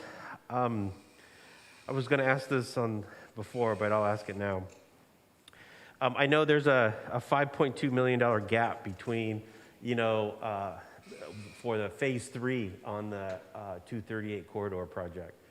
And I, you know, I guess I just wanted to ask, and I've asked this question before. I just wanted to ask, you know, where are we on closing that gap, and where do we see, you know, phase 3 starting from A Street, you know, Mission Boulevard between A and Rose, and you know, there's a lot of merchants and a lot of businesses out there that are looking forward to a completed phase 3. Councilmember Salinas, the last time, you're correct, the last time that we reported to you, we reported a $5.2 million gap. Since then, we've been able to locate about $2.6 million of that, and we have closed the gap to $2.6 million. Right now, we have applied for a federal RAISE grant. Good. We had applied for this grant last time, 2 years ago. We came very close to getting it, but didn't. Yeah. There were 700 applications, only 90 were granted. So this time we tried again, we sharpened our pencil, we talked to people that have done this before to see what are the successful strategies. So we have applied for RAISE grant, and we haven't heard back yet. There is a potential that we get that grant. If we don't, there are other things that we can do to close the gap and then go to bid again and hopefully start the project in the fall of this year. Great. Well, good. I'm glad you guys are working on it, and I am optimistic, and I wish you luck. This next question is, you know, it's more of a out of a box question, and I don't know the you know, I don't know the requirements of this, but are the striping on a street, you know, the yellow and white lines, is that a standard set by some agency or something, or do cities have the flexibility to change colors of those stripes on the streets? And I'll tell you why I asked that question in a moment. So yellow striping usually is used near schools, so that there is more attention paid to those striping colors. The reason why I asked the question is, you know, the other day I was, well, a couple of months ago, I was sitting at the light at Harder and, you know, right there at Harder School. And, you know, I was headed up to Cal State, and I was sitting there and I was looking at the street, and I was thinking about, you know, how can we create this sort of a harmonious feeling, or or even a metaphor, as sort of a K-16 or a, you know, preschool to, you know, college pipeline or pathway, right? And I thought, what would be a better way to create a pathway than to take the yellow and white stripes and paint them the same color as Cal State East Bay colors, red, white, and black, that lead all the way up Harder Road, and then take same thing with Carlos B, create, you know, do the stripe up to Carlos B, so it shows that it is a pathway. Like, you know, we have these very defined pathways to Cal State. And so, you know, I was just thinking about that, and I thought, you know, I thought to ask you about that. And, you know, how is that a out of this planet idea, or is that what do you think about that? So some agencies have taken some liberty with crosswalks, and you have seen them, I'm sure, all over the place, that they use different colors, different designs. we are going to use that for the crosswalks that connect different sections of the linear park that is under construction, began construction right now. We can do that. We can take a look and see the area that you're talking about. Maybe we can start with the crosswalks to make that kind of connection. I would really appreciate that if you can explore that, and even doing the crosswalks, and I mean pilot it from from Harder Elementary School, from Harder, and I forget that street, whatever that little street is, and then even do Harder and Mission, and as you go up. Anyways, think about it and see if we can do that, because if it is. I think that would just be a great, sort of a statement of, all pathways lead to Cal State. Anyways, that was it. Thank you. Or confused drivers. I'm not exactly sure what, it's a creative idea. I'm not gonna, that you can mull on that and, just, we don't want to confuse drivers though, for sure. Understood. But, okay. All right, that's it for you. We're going to go back and forth here, okay? So we're going to go to Councilmember Marquez first, or next. Thank you, Mayor. I also wanted to thank my colleagues on the Infrastructure Committee, Councilmember Salinas and Andrews, and thank staff, because we've added multiple special meetings, and initially we would meet quarterly, but I don't know how many meetings we added this year. So just wanted to thank everyone for their extra time and attention. And I think it's a committee that the public doesn't realize how important it is and how valuable. So I encourage people to pay closer attention to those agenda items. You do have the opportunity to call in public comments like any other meeting, but it's really an opportunity to weigh in advance to any major infrastructure and technology projects within our community. I really like the interactiveness of the CIP budget. Thank you to Senior Management Analyst Kate for all your great work and the visuals. I think every year it just continues to get better and better, and is just really easy for anyone to pick up and understand how our dollars are being spent, as well as the unfunded CIP projects. I think it's instrumental that we have that list. So should we come into any additional grants of federal infrastructure money, we don't have a shovel-ready project, so to speak, but at least we've identified the need in the community. And based off looking at that list, my understanding is the needs assessment for the courtyard that does include the animal shelter. Is that correct? That's my understanding. Oh, okay, and we've already identified funding to deal with some of the roof and leak issues at the police department. That's already in the works, is that correct? Correct.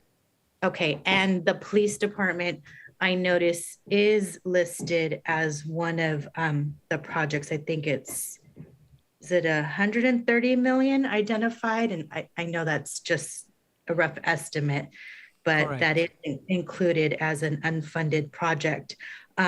Where would Weeks Branch Library lie? I don't see it listed, but is that on our radar as well as another potential city facility that's in need of major So that's improvement? another city facility that there is some funding available, small amount of funding to do some essential refurbishing and upgrades.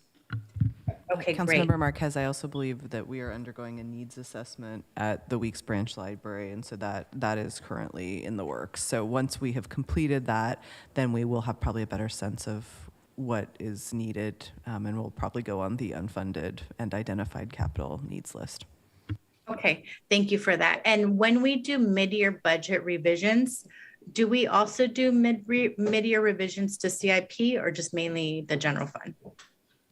Mainly the general fund. Okay. And then I really appreciate staff's emphasis on the gateways to our community. A lot of work has been done on Mission Boulevard, Industrial Boulevard. We're starting to see a lot of improvements have been made to Hesperian. Projects are in the works for A Street. So I want us to continue that momentum, and hopefully we could secure those funding gaps to complete those projects. And it's probably not, staff probably does not have capacity for this idea this upcoming year, but if we could put it on the list to circle back for next year. Councilmember Salinas had mentioned looking at equity and through the lens of which neighborhoods have been neglected. And someone has brought a neighborhood to my attention. It's the South Garden and Longwood neighborhood.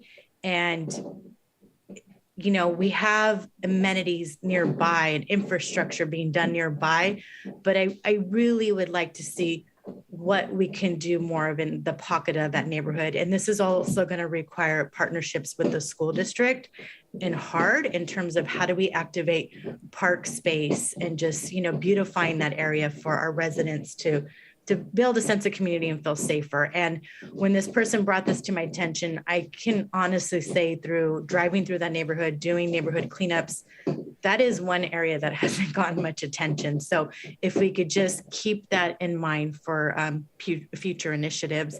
But thank you to all of the staff involved in the CIP. I really appreciate the great work. And do we have any updates on securing any federal money from our lobbyists? Do we have any updates? I don't have anything right now in addition to what I mentioned related to the RAISE grant. Okay. And do we ever quantify, this is probably a general question, but I'll try to focus on your departments, Alex. Do we ever quantify how much we receive per year in grant funding? We do. We have that information. Okay. Do you have that available right now, or you can get that to us later? I will get that for you later. Okay. Okay. Thank you. Okay. Oh, You're- go ahead, Mr. Clausen. I just wanted to respond to Councilmember Marquez's question. We're going to be bringing an item next month, an informational item on the city's legislative program, and we'll have some information on federal earmarks, state earmarks, and funding that's been secured and that's in the pipeline. All right. Thank you. Thank you. Always happy to hear about that. Okay, we're going to come back here and go to Councilmember Zarmeño. Mayor, thank you, Alex, thank you, and city staff also, thank you very much. Very impressive as far as the website now shows CIP needs in a very straight, almost fun manner, nice and colorful, so congratulations to the whole team for coming up with that. I need some clarification, or I need to understand it. So we have an unfunded balance of $501 million as per page 8 of the staff report for this year. And then we have a 10-year unfunded of $634 million. So how do they compare to each other, or are they related? So the total 10-year is $630 million, including what we are planning for 2023. Which is a 501. Correct. Which is 118 million. Okay. So the rest of it, the 500 million, is the future one and unfunded. All right. We will find different sources of funding as years go by, but right now there are no sources of funding for those projects. It seems to be less than last year, which is good. Right. And 118 million is what is funded for this coming year. Correct. 118. Okay. The budget itself does list a new police office, a new police department, but the staff report on CIP does not list it. It only lists the firefighter center, the training center, and the maintenance yard, but it does not list the police new possible police building. That's what I was looking for in the CIP, but that's okay. It's in the budget. It's in the overall budget. All right. One of the slides had as an unfunded need interchange. What is that? So it's interesting that in Hayward there are 4 interchanges over I-880 that are in various stages of development. 2 of them the Whipple over 880 Got and it. Industrial over 880 were just awarded to Mark Thomas for design at a cost of $11 million for the Right. design. Oh, okay. So we are going to be fully involved with those. The interchanges of A Street and Winton over 880, those two are lagging a little bit behind. So when we have more information, we'll bring it to Okay. you. So those are the 4 interchanges that were with the 880. So those are with the 880. There is another one, and that is Whitesell over 92. Okay. As you know, that has been around for Right. 30 years. Right. Finally, we have secured some funding to do scoping, and Okay. that is moving forward right now. We have Right. $440,000 in grants. We have some money from the city contribution, about $200,000, to do scoping in order for us to be able to proceed with that project. Now, and these funds that are needed are not necessarily coming from, they will not necessarily come from us. They'll come from BB or Measure BB and B and Caltrans, Absolutely, correct? yes. Okay. They are not from general fund. And I'm glad that you mentioned interchange A and 880. It's a poor neighborhood, and we keep talking about equity. In last couple of months, we've cleaned that area. It is very dark below the underground, very dark, the underground, the underpass. And I see people walking there, and it is very unsafe. What would it take to have Caltrans give us a little money before they run into some funds in order for us to put more lighting? Or is that something that we can do? It cannot be that expensive to put 2 or 3 or 4 more lamps, because that area is very dangerous, and on occasion there are folks sleeping behind the columns. Todd and his crew have done a very excellent job in brightening up because the pillars have been painted yellow, but it still needs more lighting. So maybe you can look into that. We will definitely look into Please. it. I wanted to mention that when this project came before you, maybe about 3 months ago or so, council made the same comments that lighting should be a priority, Yeah. safe pedestrian access and Absolutely. bike access should also be considered. Yeah, and I remember mentioning that when we were talking about the Whipple interchange. I like the emphasis on the livable neighborhoods. That's tremendous. Road, street projects. That's something else. And the other day, I posted a photo of the new sidewalk on Winton that is being worked on, and quite a few comments were, well, good. When are you fixing Winton, the street? So when is Winton going to be repaved? Right now, we are going to improve Winton Avenue, West Winton Avenue from Santa Clara all the way to the east end, all the way. Excellent. So that is part of our project this year. I kept telling people, it's coming, it's coming. You said that last week, so, Right. but whatever. Okay, so, very good. A section of the roadway from Hesperian to Clowater is in Right. pretty good shape. It's relatively new. The rest of it is going to get worked on. Yeah, there are some areas that are quite bad. Let's see, so please, the gray water aspect is excellent. Every time we do something or I post something about greening and trees, well, we have a drought, Francisco, why are you going to use the water? I said, well, we use gray water, then they calm down. The greening our fleet, do that as much as possible, so 15% is very good. Let's see, got it. Let's see, also, I think that's about it on my particular list of improvements. Let's see, more lighting, very unsafe, municipal improvements, excellent. All right, so thank you very much and keep doing a good job. And thank you, your team. Thank you. So now we'll go back to Zoom and Councilmember Andrews. Thank you, Mayor, and thank you to Director Ameri for his presentation, as well as what's your senior management analyst? Sorry, your name's not showing all the way. Kate Byrne. Thank you. I always love your presentations, and just want to give a kudos on the just the format and the template of your presentation, not just the CIP document. I kind of know your secret sauce about the secret document because I talked to the vendor a couple weeks ago, so I know a little bit of how you guys are doing it. So, but still, it's a lot of work, and great job. I think this is a very transparent way of presenting a lot of data. And again, I'm learning more and more every time I see your presentations.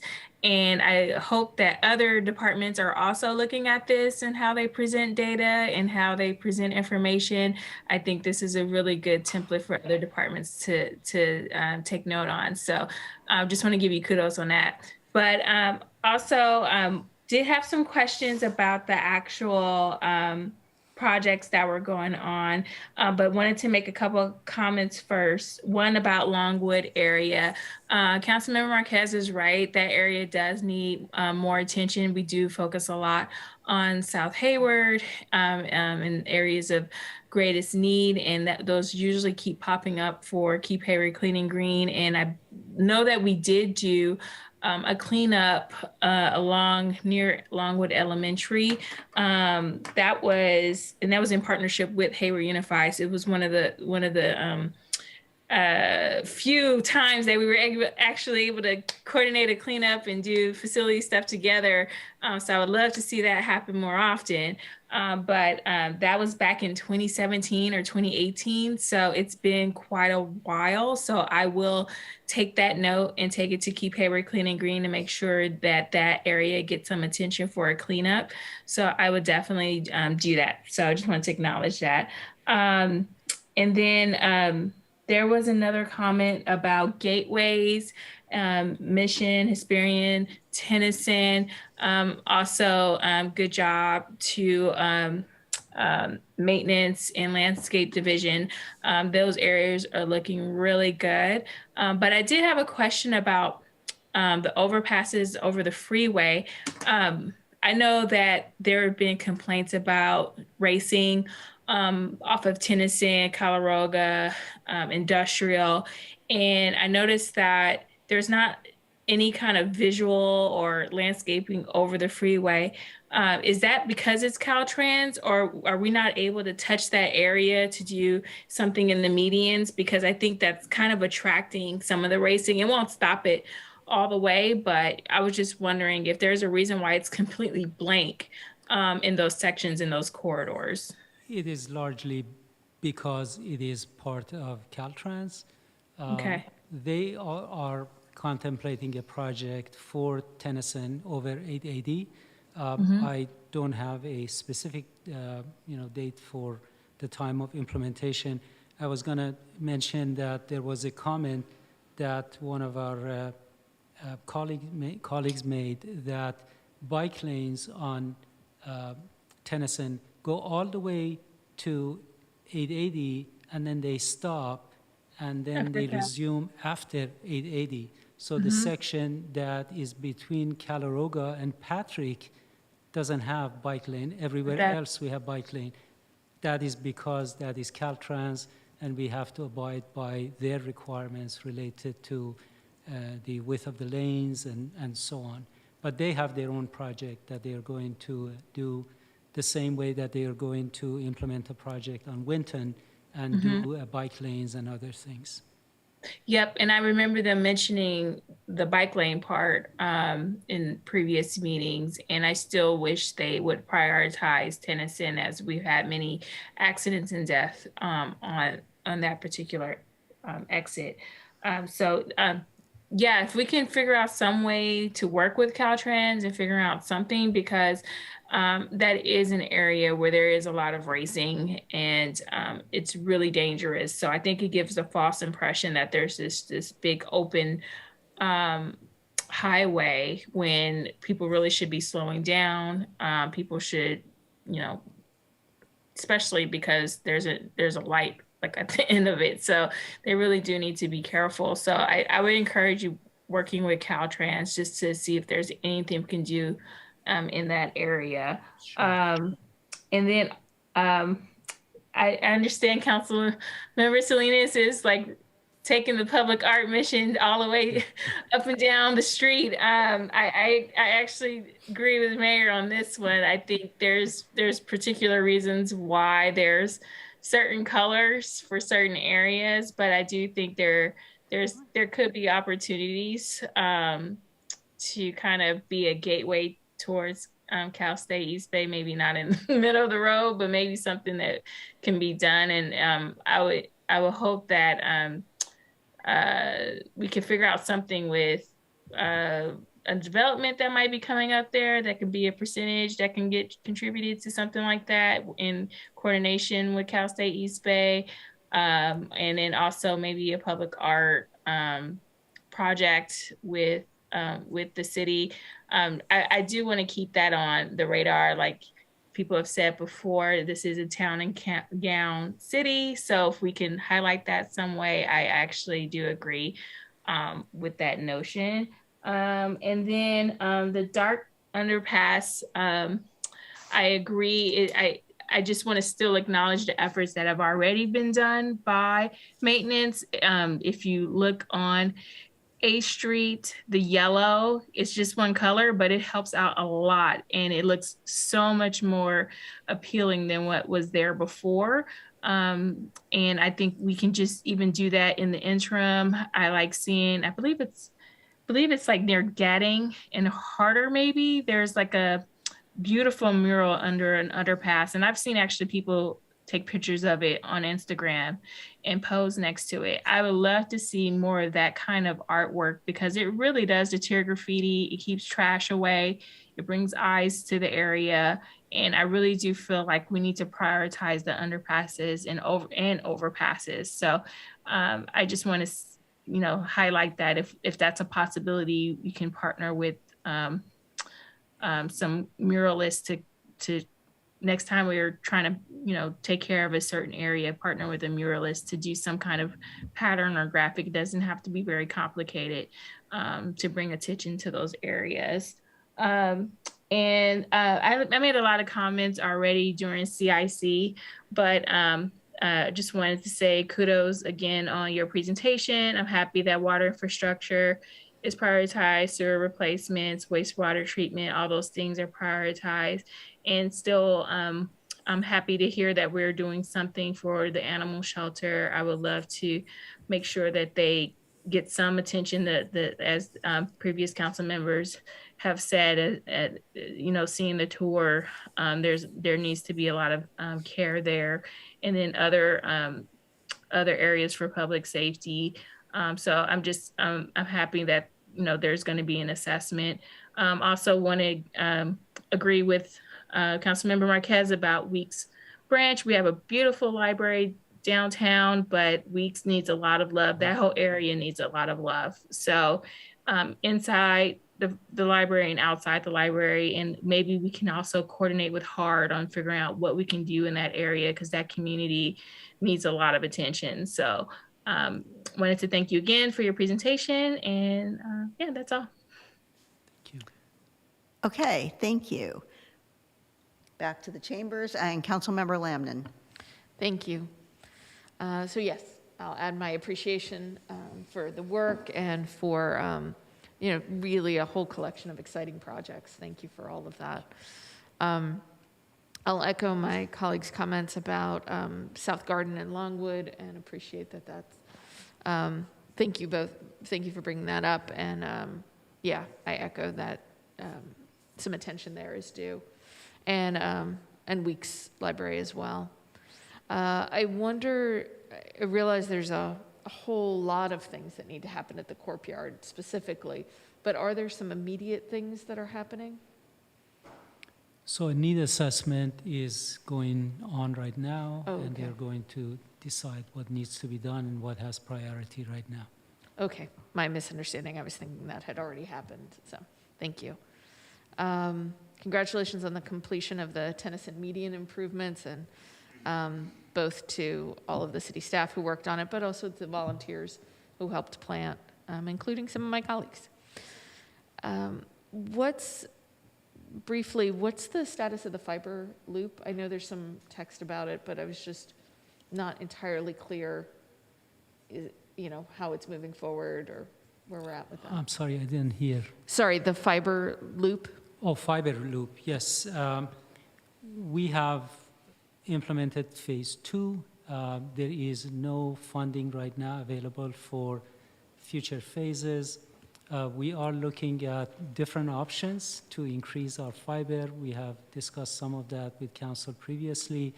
There is some potential for funding from federal government as part of the new monies that they are talking about. We are definitely going to be very vigilant and see if there are funds that we can receive and implement.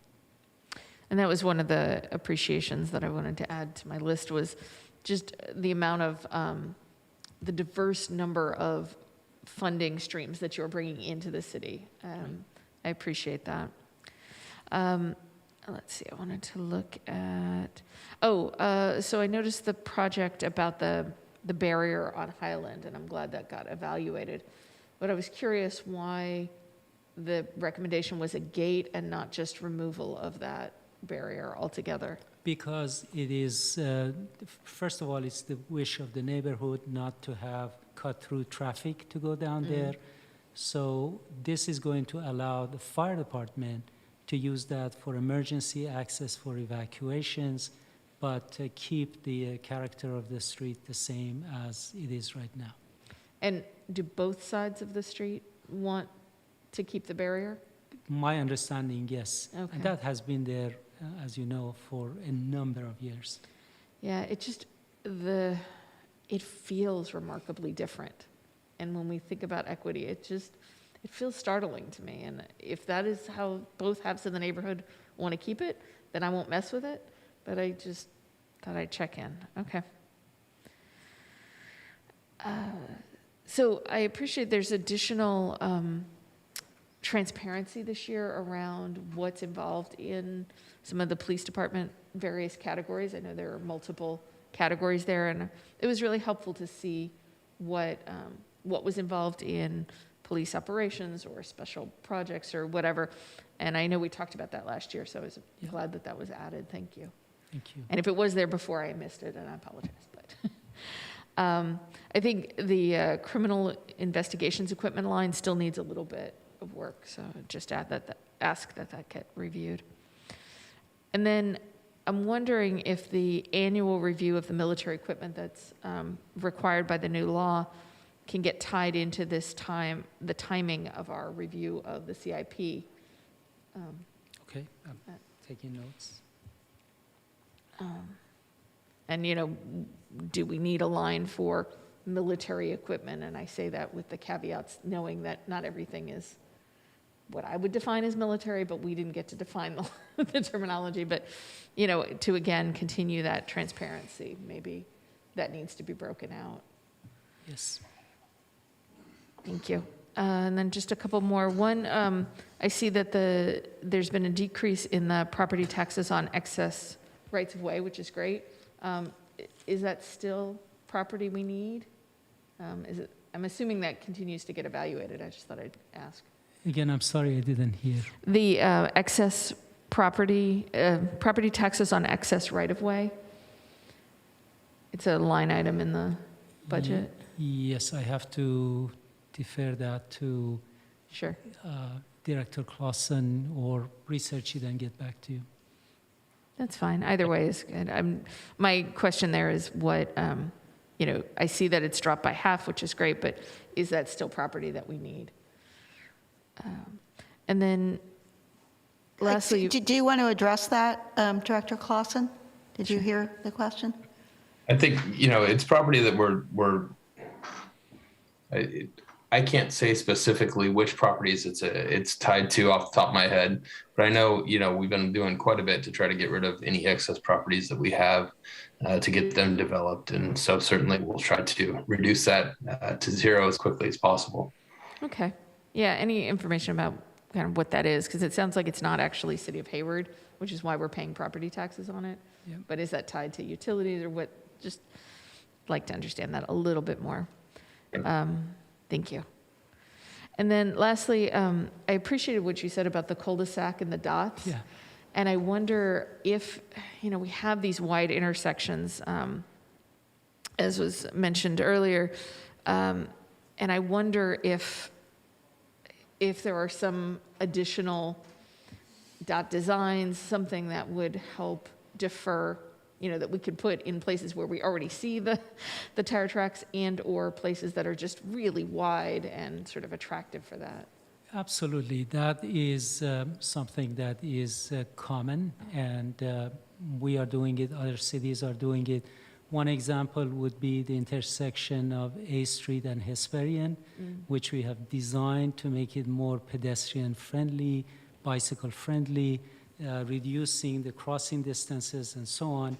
And along those lines, as you know, we have the Safe Routes for Seniors that is taking a look at 4 intersections in the downtown because that is where senior housing is more prevalent. And the first phase of the project is going to look at intersection of A and Montgomery, B and Montgomery, Watkins and D Street, and Foothill and Civic. And that is an annual program. I didn't mean Civic, City Center, Foothill and City Center. And that's an annual program. So we are going to just look at intersections and add to them. We will have bulb outs and other features to make the intersections more pedestrian friendly and reduce the likelihood of intersections being used for making donuts and other things. Yeah, I appreciate that. I know there are some in Fairway Park and throughout the city that Absolutely. are just heavy duty donut areas, and so Yes. to the extent that we allocate funds in the capital improvement for donut deferment, if you will, determent. Yeah, Anyway. one of the things that we have done over the past 2 or 3 years is that we are increasing the amount of funds that are going to be available to traffic calming, to preventing these kinds of things. In the past, it was all about paving. Paving is very, very important, but these other things are also important. And with a little bit of money for traffic calming, we can do some projects, we can implement projects. So we are moving in that direction. We are requesting that you approve, that kind of funding. Yeah, I really appreciate having all of the pieces of that traffic calming toolbox that we started building a few years ago. Thank you. Yes. Thank you, Mayor. Okay. And Councilmember Wahab, you haven't spoken. Did you have any comments or questions? I didn't have any comments. I think you guys obviously do a thorough job. I was more concerned with just the financial aspects, but my colleagues already asked the questions and it was answered. So thank you. Okay, and then Councilmember Marquez, you had something else? Yes, Mayor, I just wanted to thank staff for also including the different projects for traffic calming measures. I did see Orchard Avenue, the roundabout. I know that's something that was brought to our attention maybe, 3 or 4 years ago. So I really, really do appreciate staff not losing sight of all these requests and keeping a log. And I had another question, but I apologize. I don't recall what it was, so I will email staff, but thank you. Well, I'm going to make some comments and I have a couple questions, so if you think of it, you can come back. Thank you. But first, I want to thank you for chairing and the other 2 members, Councilmember Salinas and Councilmember Andrews, for your service on the Council Infrastructure Committee. I don't know exactly when we created that, but it's relatively new, and you may be the first people to actually, serve on that, or this is like the second council of it. And I hope that it has been a help to staff to have that committee to Absolutely, yes. run some of this by, because a lot of it wasn't particularly appropriate for the budget committee, or it would have been too much. So kind of have some of the council members serving on the budget committee and some on the infrastructure committee. And I really appreciate, the work that I know from following the minute, the agendas and all, and at a session like this that you put into that.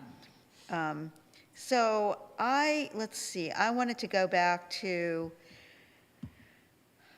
First of all, yeah, thanks for bringing up the fiber loop, and there is that money they say is coming from the Yes. federal government. So let's get ourselves in line with our hands out there. Absolutely. Because we have made good progress on that project, and we should be able to finish it. Yes, we completed phase 2 just maybe a year and a half ago or so. Yes. So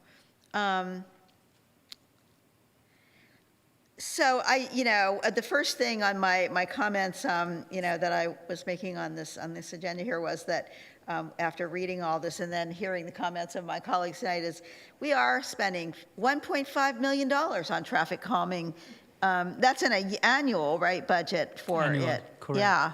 So that is costing us a lot. And, we really wouldn't have to be spending that money if people would just obey traffic laws, including speeds. But here we are spending $1.5 million, which we need to do because traffic needs to calm down. But, that could be spent on other things if we had more responsible drivers in the city. That's just my little soapbox there. However, I have been championing a bill that is in the legislature right now to allow a few cities in California, of which Hayward is not included, to have a pilot program to test using speed detection cameras on roads. And I'm not quite sure what the current status of that bill is. It's a hard sell, but we've been pushing really hard for it at ACTC and at ABAG, and I know here we're in. I believe we're in favor of that. And I don't know that we'll see the ability of Hayward to implement those in my lifetime. Certainly not my lifetime on this council. We won't see it.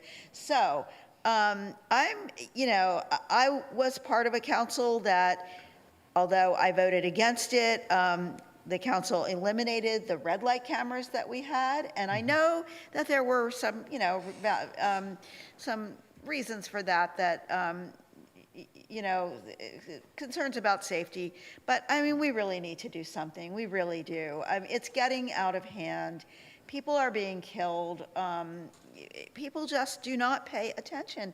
And we are trying to move people onto bicycles, active transportation, take the bus. That usually means you have to walk a little bit to the bus stop. This is an issue on Campus Drive, and I'm glad to see that we are pursuing funding to do the improvements there.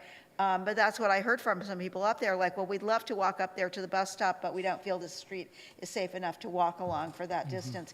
And we're not going to be able to do that if people won't slow down. And I just, but I was thinking that if we can't do speed cameras, maybe we ought to take another look at some point at some red light cameras, so that I know that still the Foothill, D Street, Mission Boulevard, we just heard about something the other day that happened there in that intersection, and that it seemed like that got a lot better when you adjusted the red lights. Right.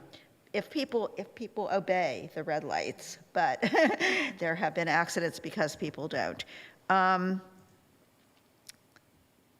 I just, the AMI customer portal, when again was that going to be for water customers? When is that going to be fully? End of this fiscal year, expected by the end of June. This June? Correct. Oh, wonderful. We'll look forward to that. Glad that you're proceeding with the recycled water project. So the funding gap now, I understand, for phase 3 of Mission Boulevard is down to about $2.5 million, but we're still looking for that, right? Correct. Okay.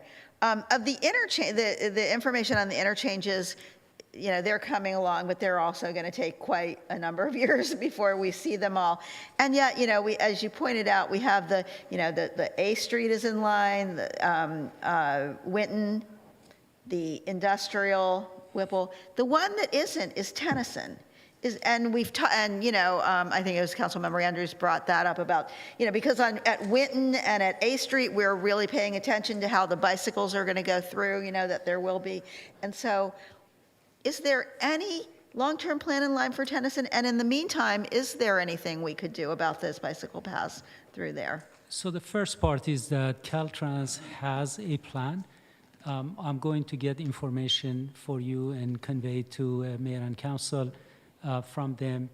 And we will look into what we can do. The last time we looked into it, because of the number of lanes and the width of lanes, there wasn't much that we could do to improve pedestrian and bicycle safety over the over 80 at Tennyson. Well, okay, but you say that maybe some information is coming, or, well, we will look forward to We will that. get that for you. Another thing is the mitigation for the Sulphur Creek undergrounding at the airport. Yes. Have we made any progress there? Madam Mayor, the issue the last time was that the mitigation, which was about over $1 million, we could not convince the county to allow us to do that at Sohey over the creek there. They wanted us to do this in Oakland, and council did not want to spend that kind of money outside the city. We have exhausted everything now, and there is no other possibility. We reached out, if you remember, through Supervisor Valle, and again, nothing concrete happened by the flood control, county flood control. So what we need to do is to go ahead to proceed with implementing. If we want to do the project, we have to do the project and implement this mitigation outside the city. Well, outside the city is one thing, Oakland is another. There's not even anything in any of our, unincorporated areas right around? Let us look into it and see what we can find. Okay. Not that I have anything against Oakland, but it's very far away. and I know we have needs here that we could do some work, and we've heard from, Bruce King, and there just has to be something local that we can use that for. And I think the one other idea I'm going to throw out there tonight for the good of, just thinking about it, is in thinking about this, you've done a very good job of capturing what our long-term infrastructure needs are and how we don't really have funding for a lot of it, like to the tune of about $500 million. A decade or two ago, the city really wanted a new library, and we didn't see how we were going to fund it at all. And people worked really hard, and they got Measure C passed, and we have our new library now, and we have a lot of other things from that half-cent sales tax that is Measure C, and that I believe was passed for a term of 20 years, and we will have. We're actually starting to see more coming in from it than we, had counted on, and that's good. You should predict, conservatively, but we're fortunately seeing more money coming in, so we're looking at doing other things. But that had a 20-year term from 2014 or 15. So it would be ending in the mid-2030s. And of course, I imagine that sometime in the before that time, the city will want to put another measure on the ballot to see if we can continue that. And in terms of that, maybe we could think about doing that sooner rather than later. I'm not talking about this year, but sometime in the next few years, if we were to try to renew that half-cent sales tax out another 10 or 20 years beyond the current expiration date, it might give us enough borrowing capacity to take care of at least some of those unfunded needs. So I'm throwing that out there for food for thought in the future, and I see our city manager might want to comment on that. Well, we do have an agenda item scheduled at the Budget and Finance Committee meeting for June to talk about kind of where we are with Measure C, how much revenue we're projecting to come in, kind of what are some of the options for projects that could use that revenue going forward, and I think that would be an appropriate time to start that conversation. Okay, thank you. So with that, those are all my comments, and Did you remember your question, Councilmember Marquez? Okay, go ahead. Thank you. I just did. And I apologize if staff covered this on Saturday. I couldn't participate in the full length of the meeting due to my daughter's graduation. But we had received an email from our former poet laureate, Bruce Roberts, with respect to our strategic roadmap and including public art and murals. Did we get back to him? Do we actually have a budget for public art and murals? I know Councilmember Andrews asked for an informational report. I don't remember the details. So if staff could please just address if that's sprinkled throughout CIP and general plan, or what are the plans to address that? So we did provide an informational item to the council about a month ago, I think, on public art and kind of where it lives and how it's funded.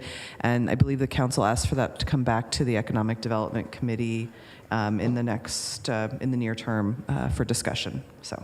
Okay, great. Thank you. I wasn't recalling that. And then just to give a little bit of brief history, I believe the Council Infrastructure Committee started in 2017 because I was one of the first members. Former Councilmember Mendel and Marvin Pachot served on it. And then that's during the time we ended the Technology Committee and coupled those efforts into Council Infrastructure to make sure that we were doing a more comprehensive analysis of the CIP budget. So I think it was a great idea. And I know Alex doesn't want to hear this, but sometimes I feel like we should meet monthly, but that's why we have special meetings. So we will keep it at quarterly for now, but just truly thank you everyone for the great work. It sounds like at times you do kind of meet monthly, but yeah, it is, and yet it's really valuable to the city, and I truly do thank the people who have served on it. I mean, we on the budget committee also we grapple with some meaty things, but I don't think it's quite to the extent of when we see what we have in this CIP. You guys deal with a lot of stuff. So, Madam Mayor, I just wanted to mention that whatever is your pleasure, if you want to meet monthly or every 2 months, I'm open to it. I have absolutely no objection to serve. Well, I'll leave that to the sustainability. I'm on that one. The Council Infrastructure Committee to decide for themselves. But thank you all. So with that, we are now, after this work session on our Public Works Department, or our discussion of the Public Works Department in general and the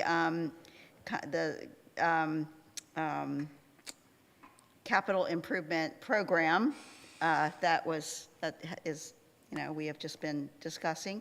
We're now ready to move on to an actual public hearing item this evening, and that is on the traffic impact fee project or proposal that we talked about in a work session a few weeks ago.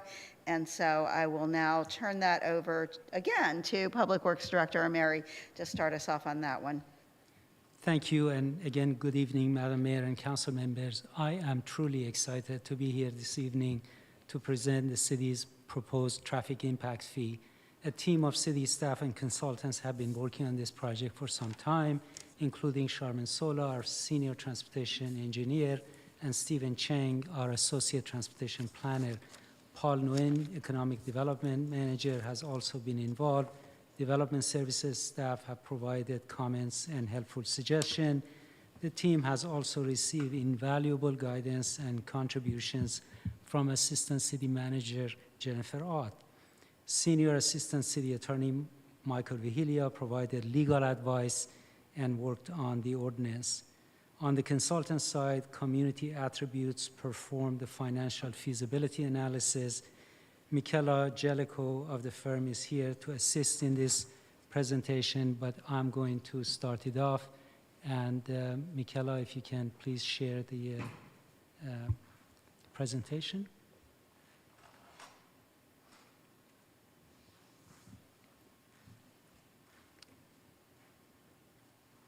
All right, thank you.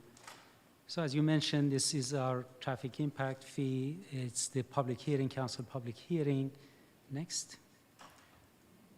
The city's goal and purpose for this, the agenda includes going over the city's goal and purpose, very briefly on the process overview and stakeholder outreach that we have had, outreach feedback summary, financial feasibility findings that community attributes has come up with, staff recommendations, how we compare to other jurisdictions in terms of our fee versus theirs, a local transportation analysis, LTA, that some projects are subject to, and how that analysis now integrates and coordinates with the TIF program, and next steps and questions and answers.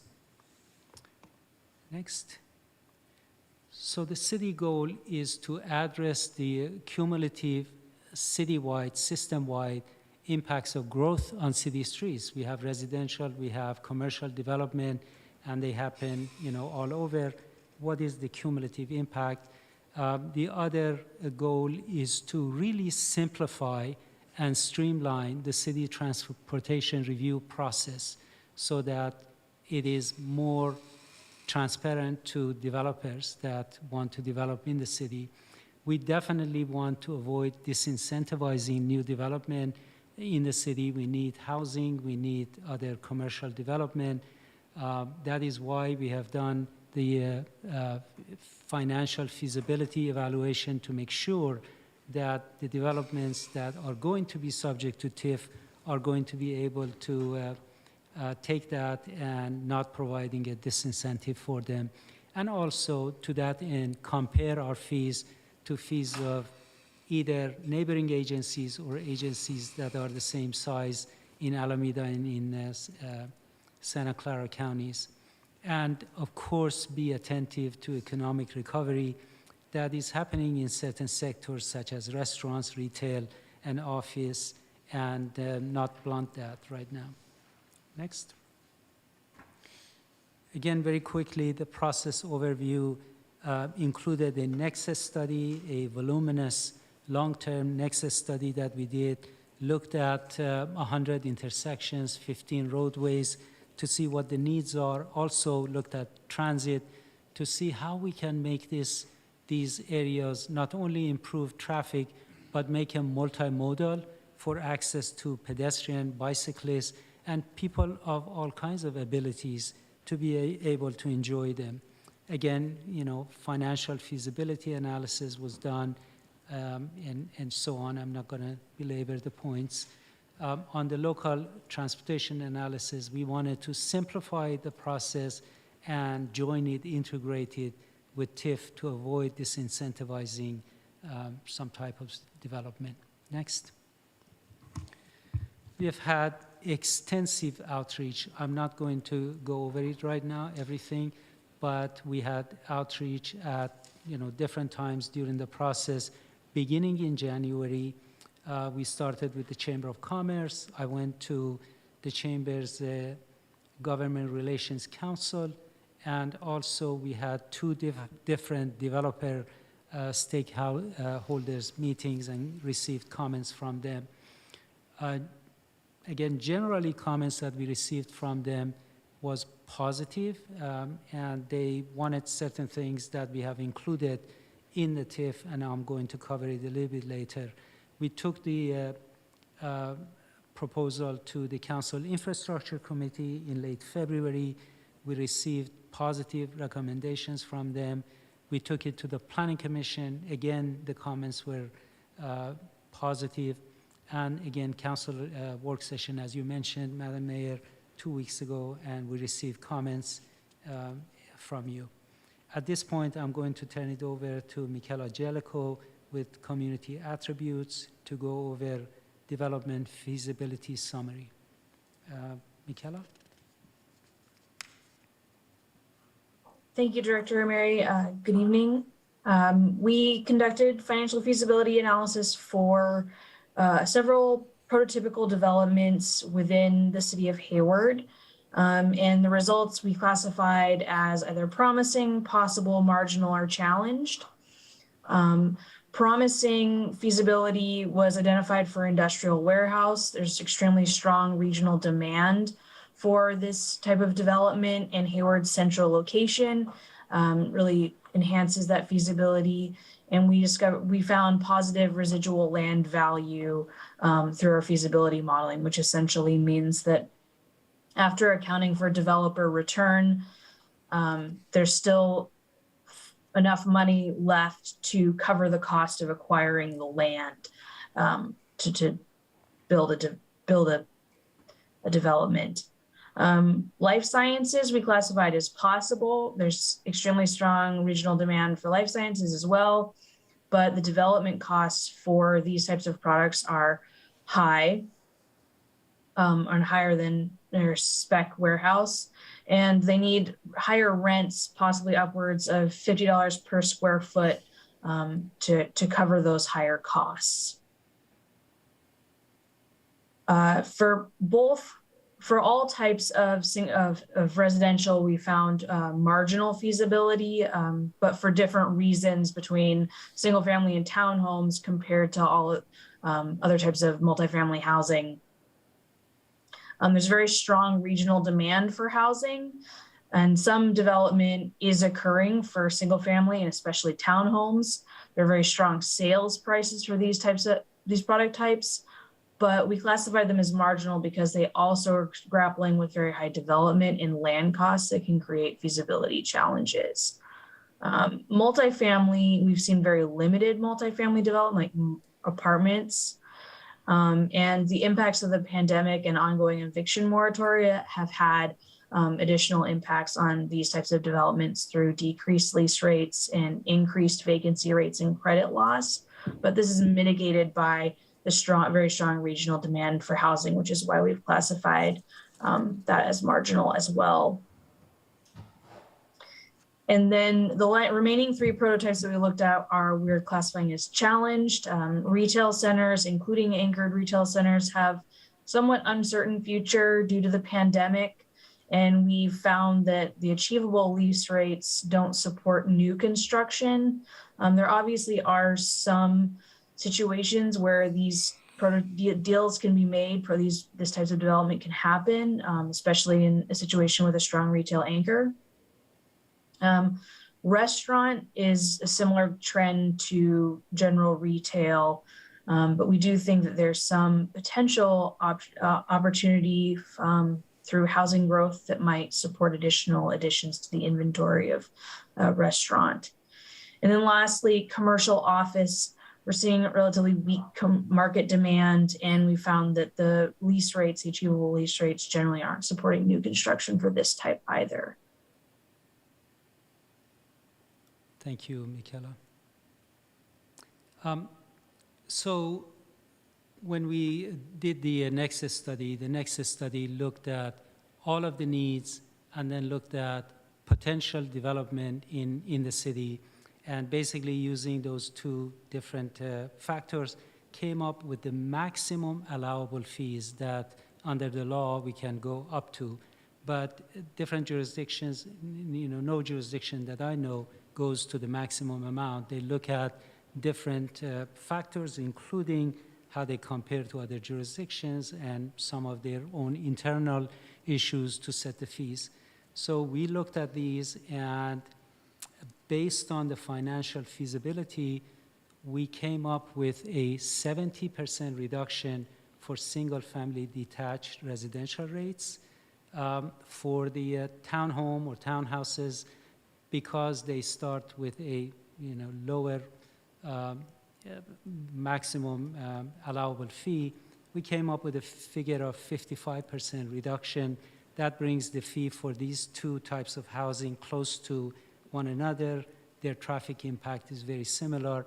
For non-residential rates, the reduction was only by 30%. Certain fees were postponed. For all other residential, retail, and office, the fee has been postponed at this point.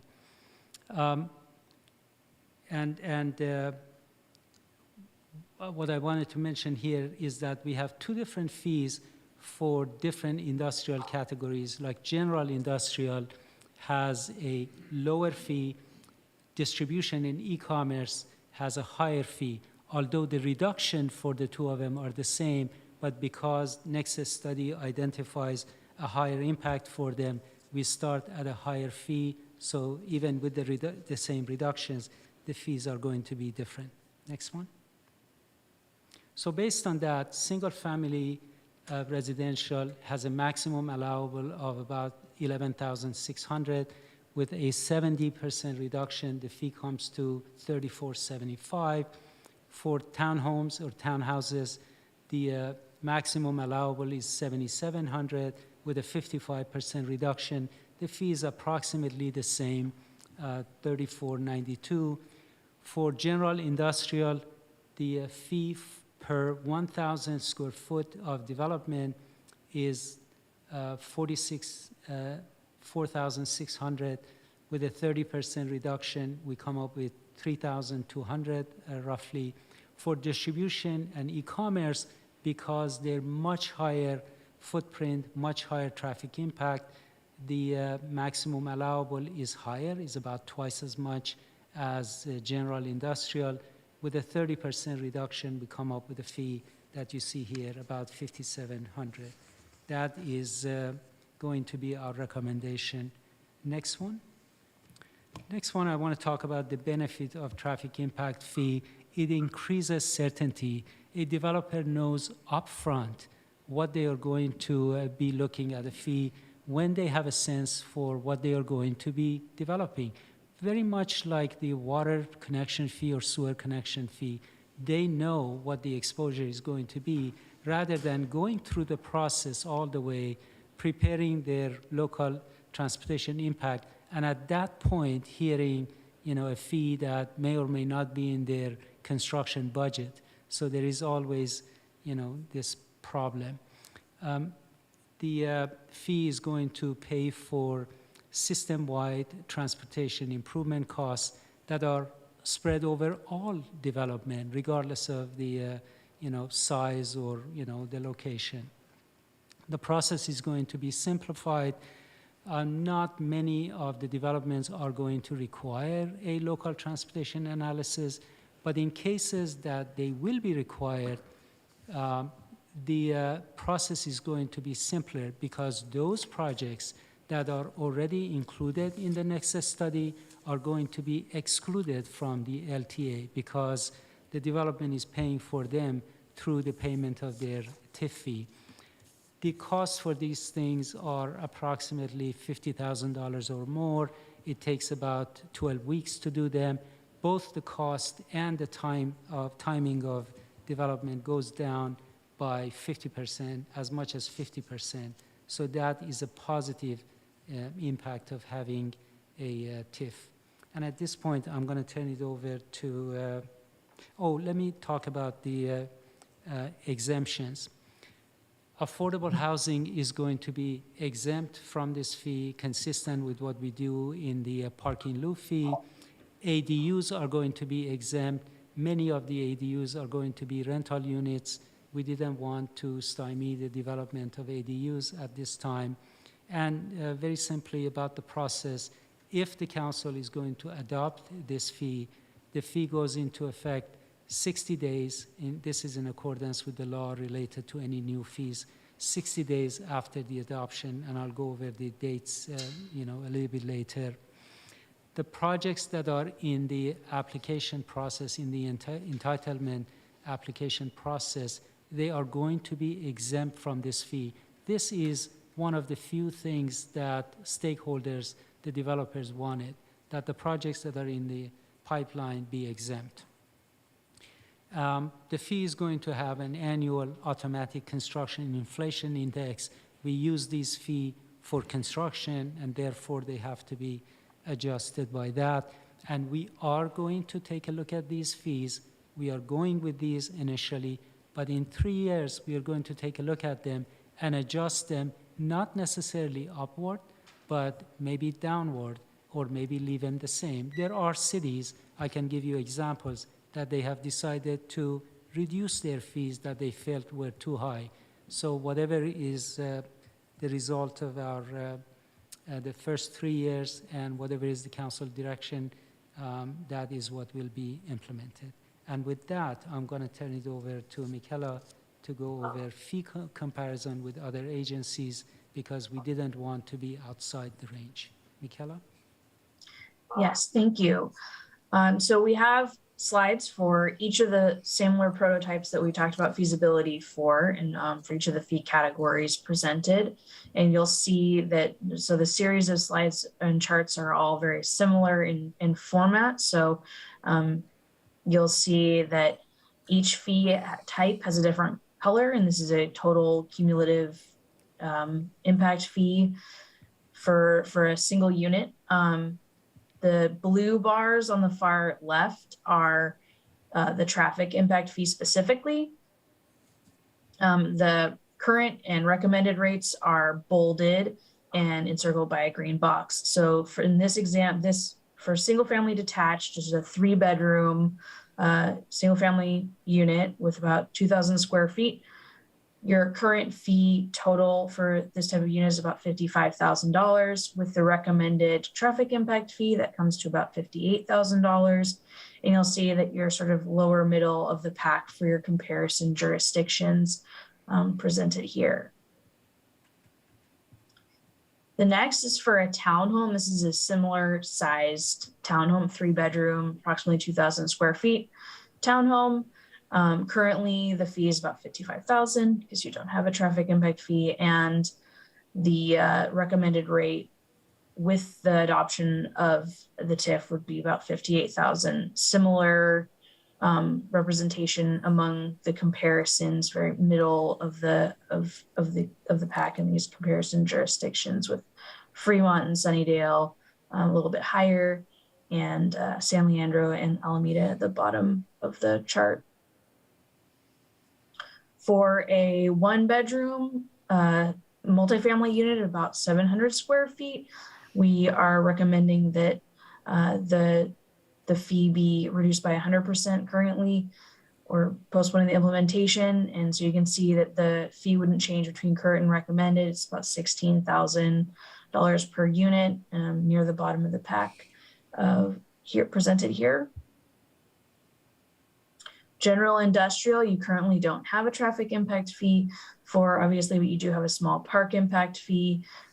With the adoption of the traffic impact fee as recommended, that would bring the total the total impact fee to about $1 million for a 250,000 square foot general industrial facility. This is similar to the residential, very much in the middle of the comparison cities, with Fremont and Sunnyvale once again higher, as well as Alameda, San Leandro less than the recommendation.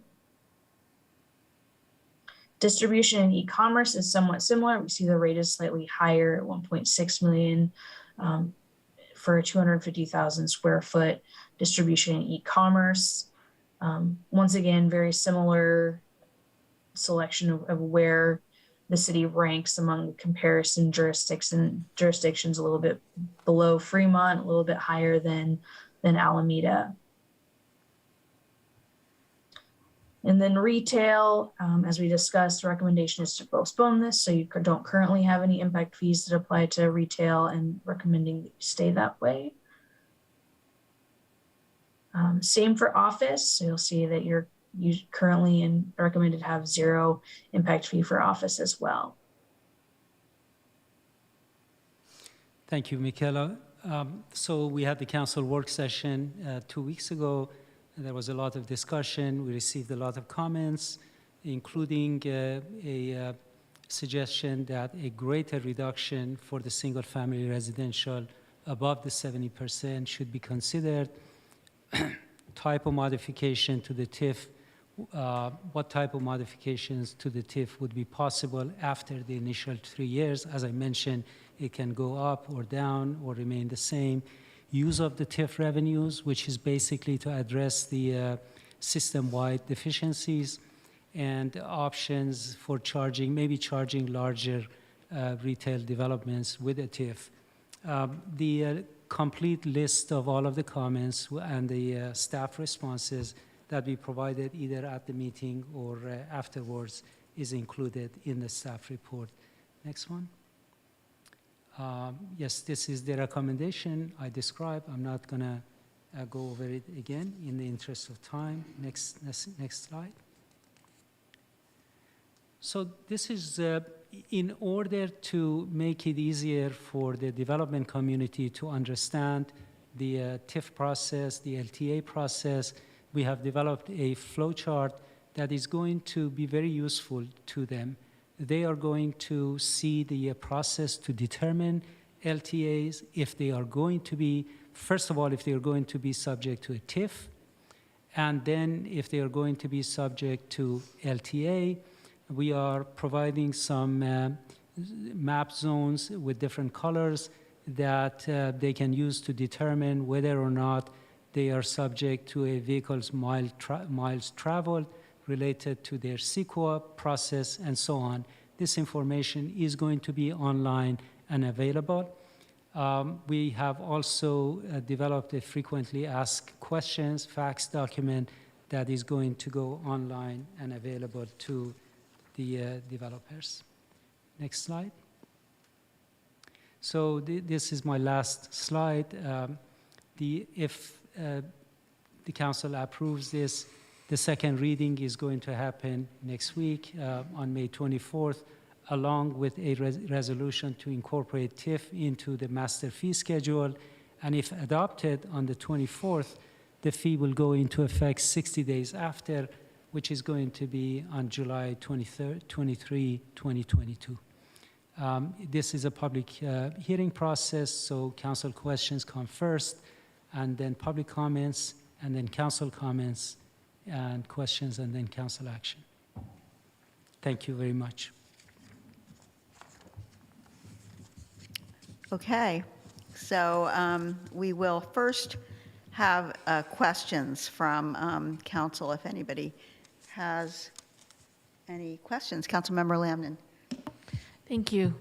Again, appreciate the work on this, and you may have covered this, and I apologize if you did, but just to clarify, do I understand correctly that the reason that the maximum allowable for townhomes is significantly less than single families is because the anticipated impact of those types of developments is more for single family than for townhome? So the way that the Nexus study was developed, they included townhomes in multifamily, which is not, it's a different character. Yeah. So the maximum allowable was at a lower level compared to single family.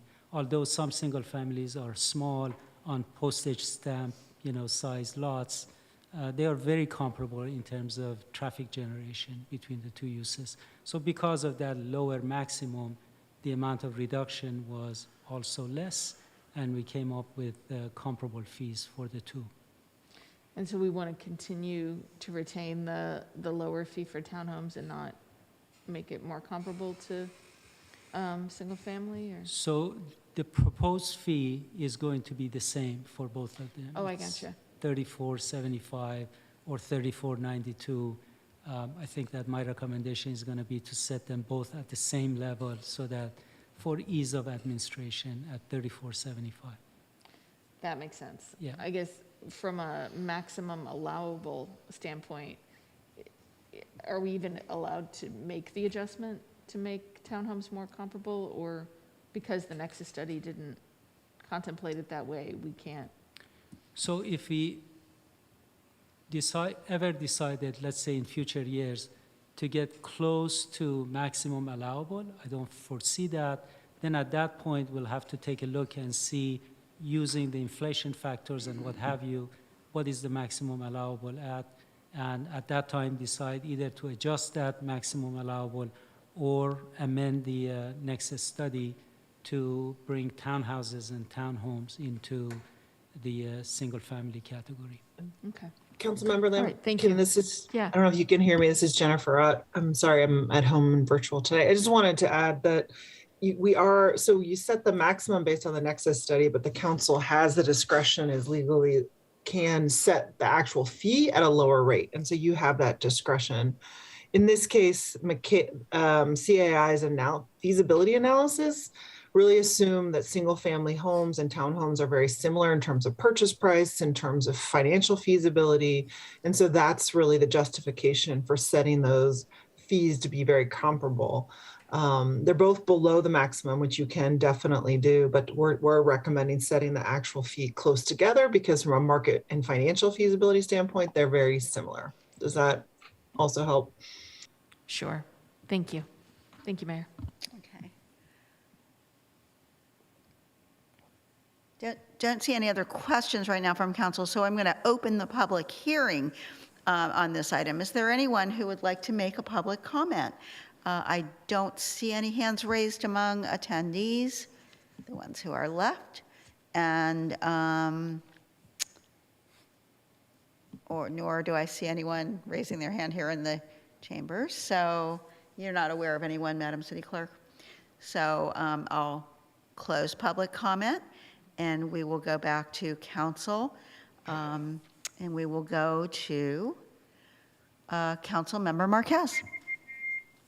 Thank you, Mayor. I'll wait to see if anyone else wants to move the item. I talked a lot tonight, so I just putting my hand up. You're the only one that has your hand raised at the moment, so. Okay, then I'm happy to move the item, to move staff's recommendation. Just want to thank everyone for working on this. I know this has been talked about for a while, but I was asked for an update maybe like, I don't know, a year and a half ago. And Mr. Murray has really, really jumped on this, and the work with the consultant has been impressive, as well as the various stakeholder meetings, outreach efforts, and the collaboration with our economic development team. So just thank you everyone for the great work, and happy to move the item. Thank you, and Councilmember Salinas has seconded it.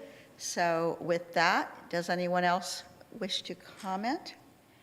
I think we did a lot of commenting than when we saw it before, and I think that establishing this fee will help us to accomplish some of the items in that long list we were just talking about with the last item. So with that, on the motion by Councilmember Marquez and second by Councilmember Salinas to approve the staff recommendation on the TIF, Transportation Traffic impact fees to be established here in Hayward. Madam City Clerk, will you call the roll? Yes, Madam Mayor. Councilmember Andrews. Aye. Councilmember Lamnan. Aye. Councilmember Marquez. Aye. Councilmember Salinas. Yes. Councilmember Wahab. Yes. Councilmember Cermeño. Aye. Mayor Halliday. Yes, and the motion carries with 7 aye votes. Thank you very much, Madam Mayor and council members. Highly appreciate it. Good job. Thank you for all the work that you and your staff put into this. Good job. Thank you. That brings us to council reports and announcements.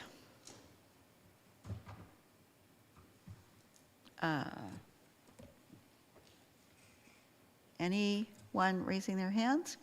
No. All right. We'll move on to our next item, council referrals, and we do have one this evening.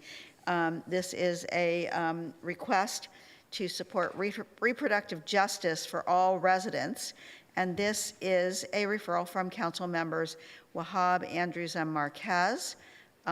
We all received this, and I want to know if any, and we actually have some public comments on it too.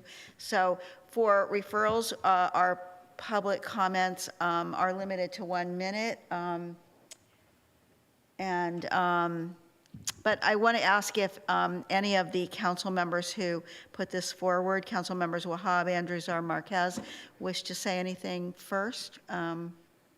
Sure. I just want to highlight that, with all the discussion that has been going on, I think that it's important to continue to stand with the reproductive rights of all women and all people. In particular, we do have a Planned Parenthood that is hosted in the city of Hayward, number one. And number two, this is one of the organizations that Planned Parenthood works with the most. The figure is very minimal. However, it is very impactful for those individuals that are seeking reproductive services, healthcare, and much more. I do want to say we have Becca Horowitz on the line who could potentially answer any questions or speak to this as well. I'm not sure if we can give Becca access? I don't,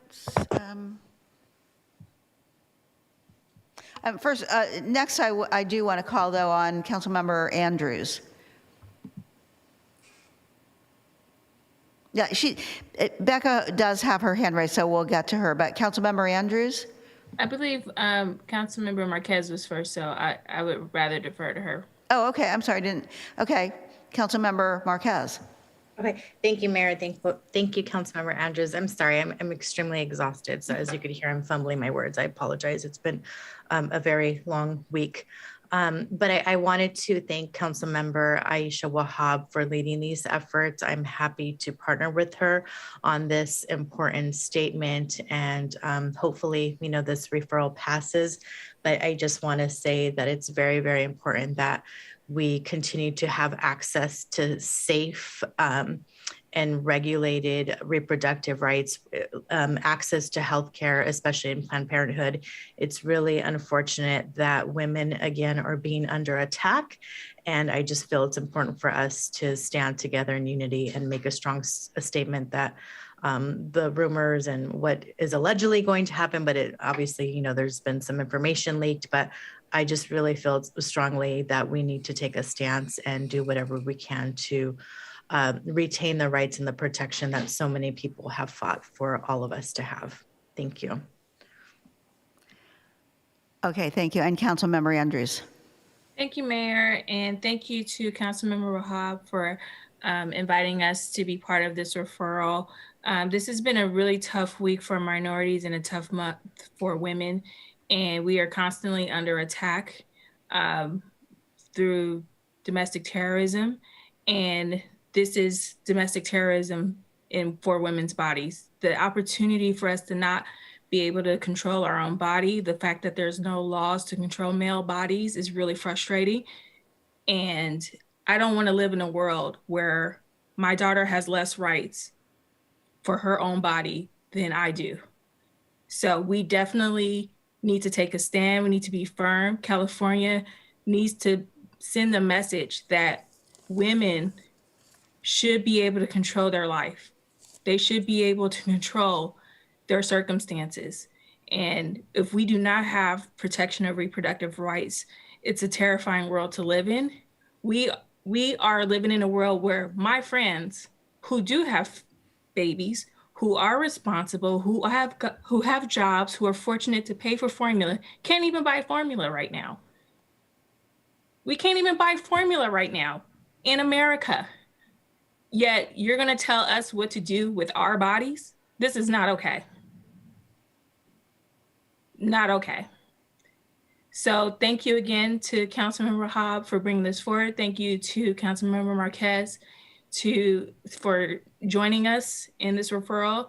I understand this is a very controversial topic, but this is an important topic, and we need to stand together and make sure that we are for women, and we need our male allies to be for us. So thank you. Thank you. So with that, I'm going to open public. I don't see any other. I'm sorry. Yeah. Okay. So I'm going to open public comment, and we will go to all of our commentators. All of our public commenters are on Zoom, but we'll go first to Julie Roche. Thank you. Can you hear me? Yes. Great, thank you. I know this is a quick comment period, but I just want to applaud Council Members Wahab, Andrews, and Marquez for making this referral in support of reproductive justice for all. In this time of uncertainty for women's reproductive rights, I just think it's so important that our leadership make a strong stance and make a statement that women have a right to body autonomy. I also have a daughter, and I want to know that she'll get to make these choices for her own body in the future with her partners, with her doctors, and be left alone to do that in private. We're lucky to live in a city and a state that will protect these rights, but I think that we need to make sure we're allocating additional funds, maybe CDBG funds next year, to Planned Parenthood or other agencies in anticipation of a potential increase in demand for their services, given that many states are going to take draconian steps to make abortion illegal in those states. So I would just encourage council to look at that. And again, I thank you for taking this strong stance. It's so important right now. And I hope everyone will stand up against this kind of opinion. Thank you. Thank you. And next we have Candelaria Vargas. Hi, good evening. My name is Candelaria Vargas. I am the Director of Public Affairs for Planned Parenthood Marmonte. I am accompanied by Becca Horwitz, who is our organizer for Alameda County. So she'll be speaking as well. I was also informed that Jessica, the Executive Director of Access, was going to be joining us this evening. I know it went a little long, so I'm not sure if she's still there. But I just wanted to note that to the council members and the mayor. We fully support this referral memorandum and really appreciate council members bringing this forward. Thank you, council members Wahab, Andrews, and Marquez. And we've already been seeing the impact of folks coming to receive services. So we greatly appreciate it. Thank you. Okay, thank you. I'm sorry, next we have Dan Goldstein. Hi, thank you for the opportunity to speak. I stand in support of women's right to choose and a right to access to abortion. And I am a single father with a 19-year-old daughter, and I absolutely support her. Whatever choice she makes is a difficult choice, and it's no matter to me what anybody else has to say about that. I will back her up 100%. I would like to encourage the council also to consider allocating additional CDBG funds next year to Planned Parenthood and other agencies that provide reproductive health care to women in anticipation of increased demand for those services in California based on the fact other states are making abortion illegal. So I stand for women's right to choose and the right to access to abortion. Thank you. Thank you. Next is Becca Horwitz. Hi, thank you, council members Wahab, Andrews, and Marquez for bringing forward this request to the council. As Candelaria mentioned earlier, I'm a community organizer with Planned Parenthood Marmonte, as well as a former patient when I was a teenager, as so many of us were and continue to be. And so I just wanted to say now more than ever, we really need to center reproductive rights and justice within our communities because people are scared and confused about their bodily autonomy, their futures, and what this could possibly mean for their friends and family. Planned Parenthood Marmonte is expecting an additional 200 to 500 patients per week once the Supreme Court announces its final decision. Our government bodies and our communities need to make it clear, not only to residents, but also to those seeking care from out of state, that they're safe here, that we support them and love them and will be there for them.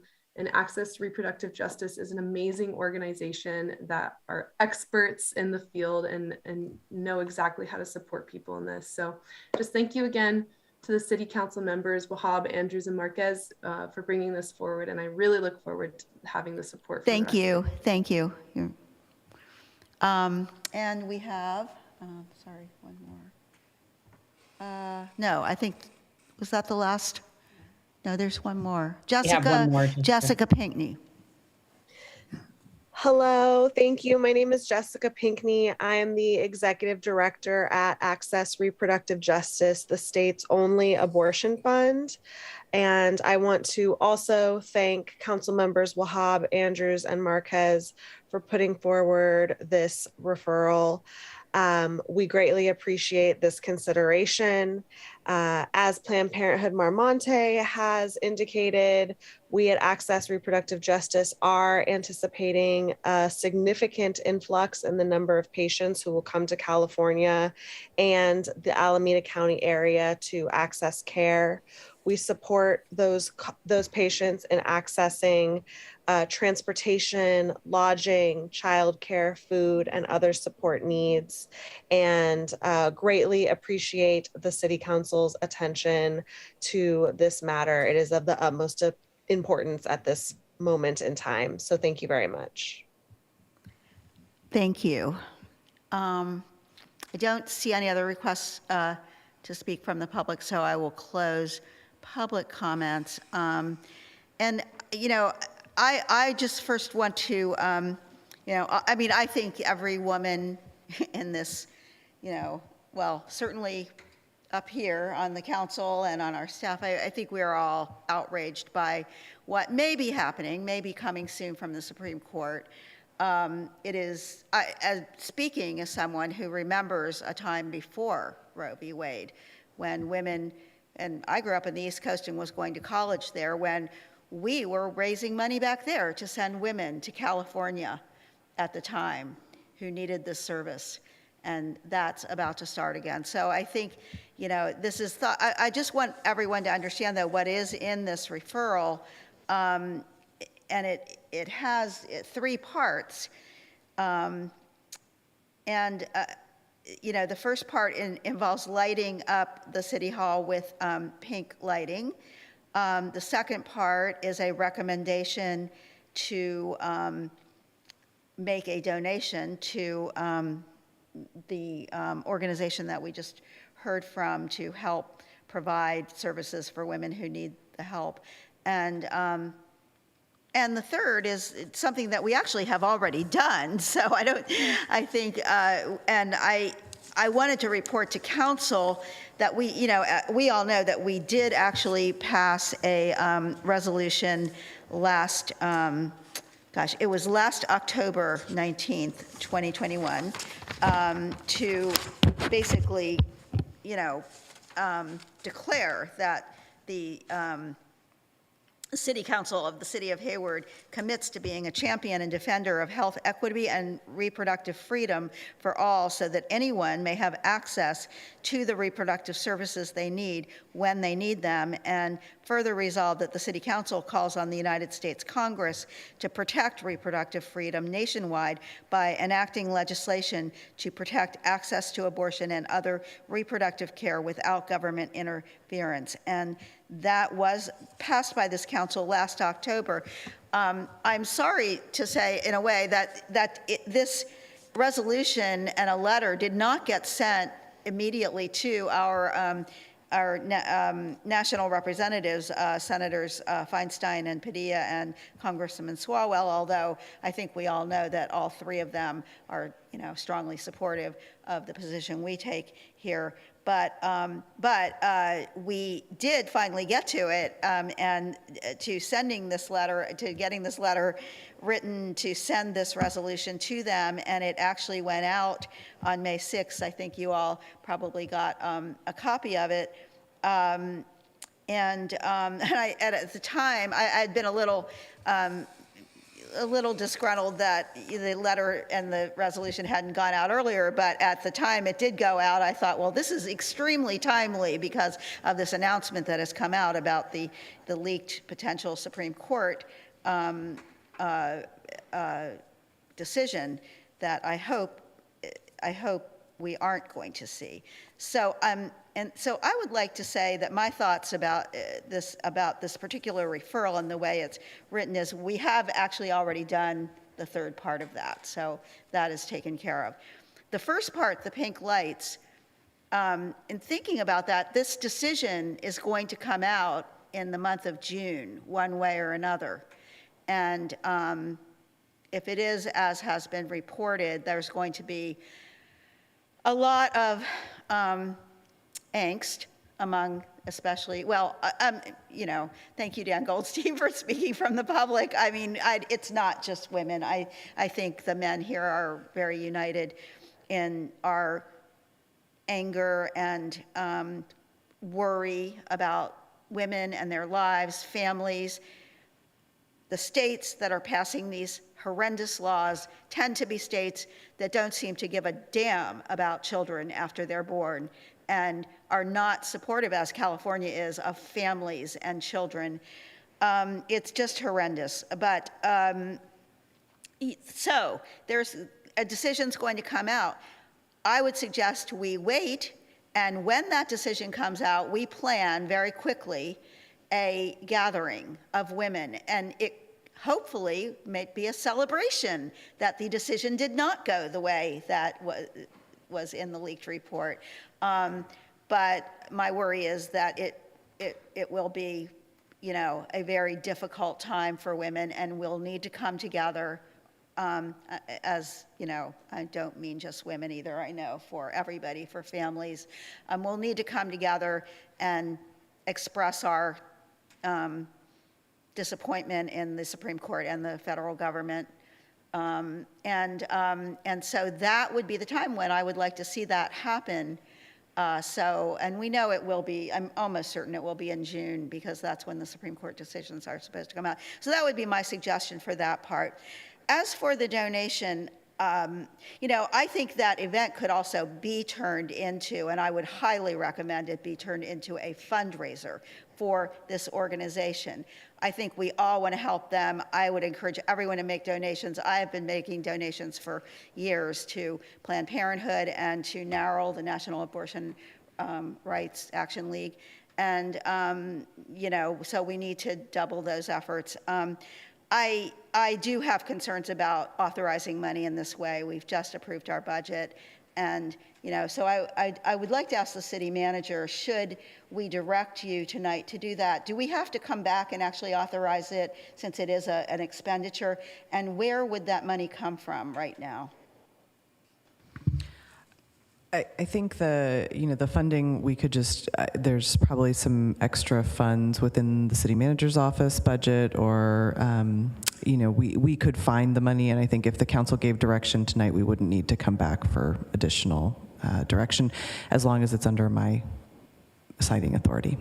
Which on the amounts they're talking about, it would be. Okay, so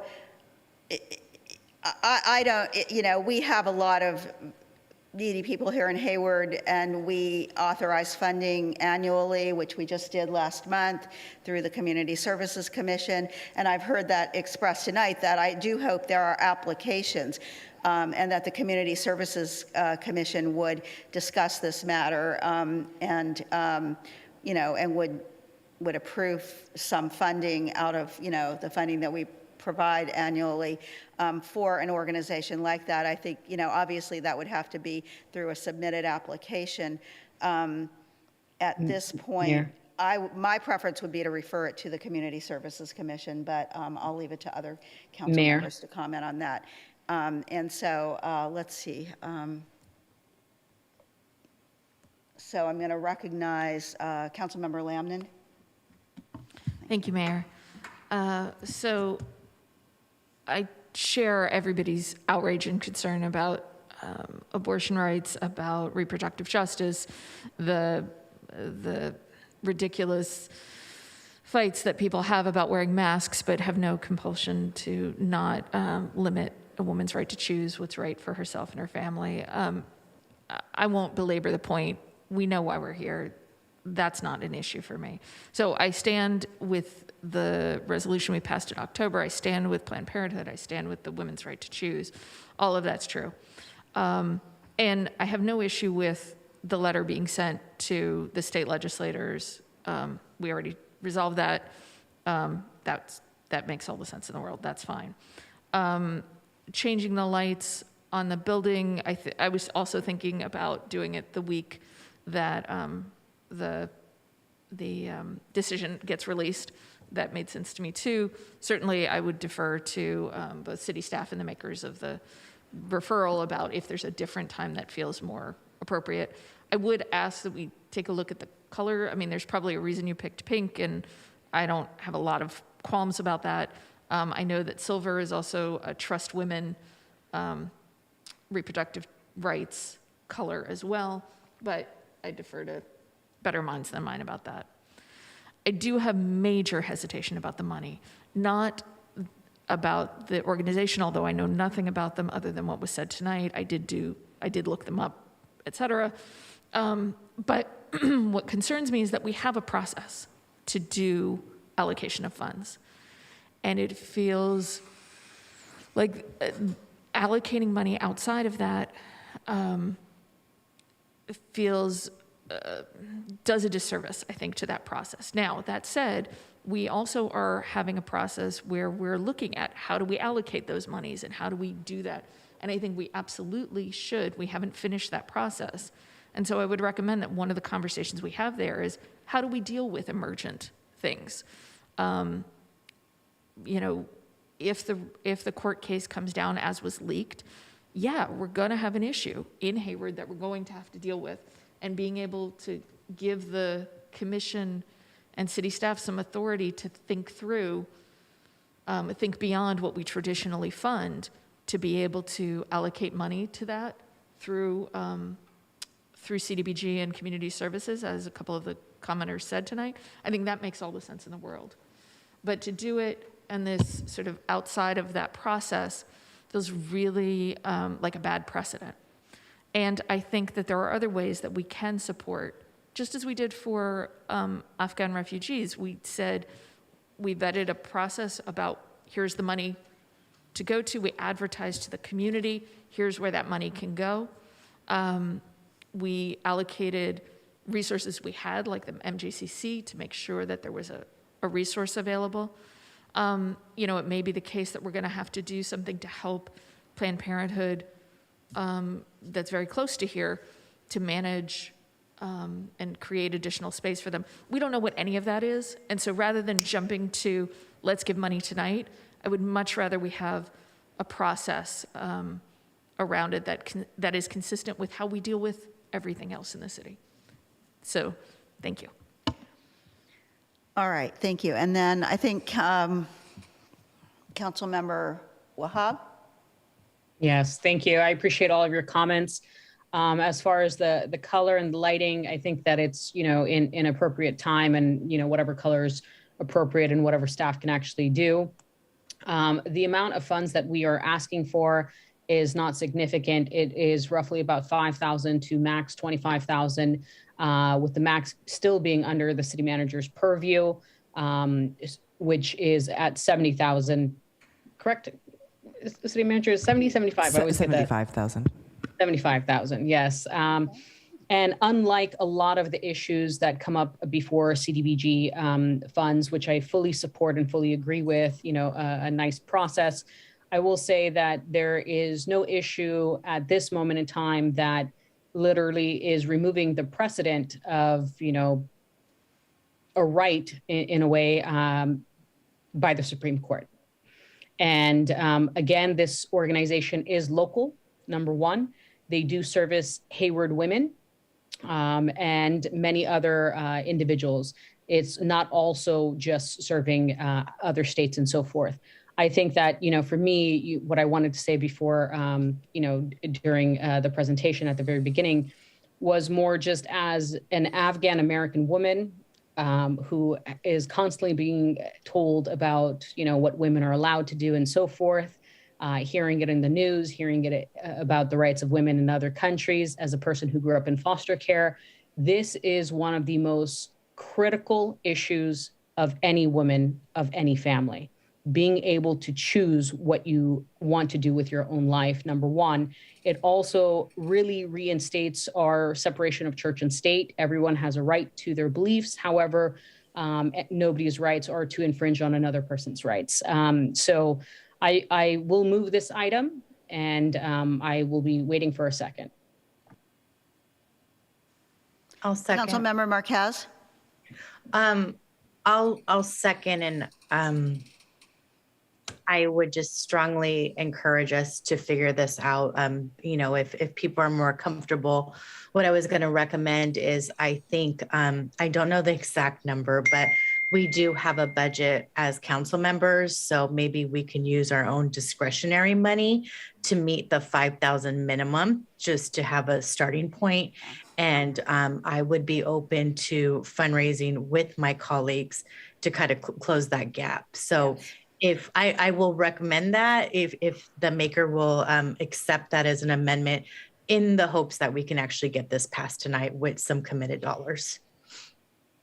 I think that, actually, let's say that sounds like a fairly sensible solution, since I think there is money in, we have travel budgets that I don't think we've been using very much lately, since we're not really traveling. So that and if we kept it at the lower level that is suggested, with, certainly with the intention that when the funding process comes up next year, we would look seriously at an application and have our Community Services Commission look at it. I think that I could support that right now. I mean, after all, I would say to Councilmember Wahab that nothing we do here, none of this is going to in any way influence what is going to come out of the Supreme Court.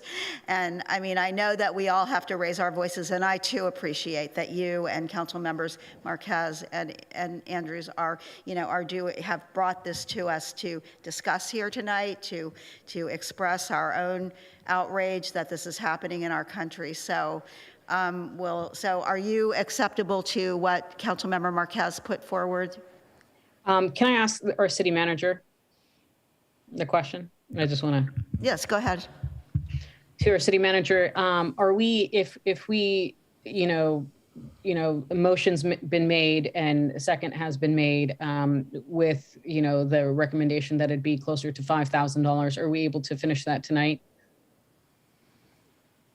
with the funding source? Yes. So if the council wants to allocate $5,000 this evening, and then also make the suggestion that it goes, for there's next year in the Yes. community.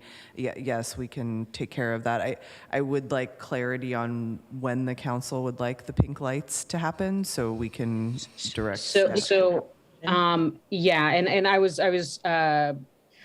I'm open to whenever that decision is made, whether it's June, I've heard different dates. So whenever that is 100% solidified, but when that announcement goes out, I think that's the date. I'm happy to move the item with the consideration of about $5,000 and the suggestion that we work with Access RJ for next year during the opening of the applications for the CDBG process, if you will. And I think that I appreciate the letter that has gone out already. So I just want to highlight, I think we covered those three. So I'm happy to move it as I just stated right now. And the seconder, I assume, agrees. Yes, and I'll just, publicly say that I will do everything in my power to help fundraise independent. Just, I think we all have the ability to do it on their own. Yeah, so agreed. Encourage the community to do that as well. I think we could really raise a whole lot more money than you're even talking about. I truly believe that, because we are all outraged, and we will come that evening, or I don't know, we're going to have to give it a little bit of leeway when the decision comes out if we're going to plan something, but within like that week, hopefully, we could actually get something together and bring this community out to say, this is who we are, and this is what we support. And so thank you to Access Reproductive Justice. We'll obviously have to continue this conversation, but I think there's commitment to partner with you and figure this in the future. Yeah. Mm-hmm. We're losing you a little bit there. Yes. Okay. Yes. I think we heard most of that. Maybe not the last few words, but all right. Anyone? We clarified that the money is coming out of our budget.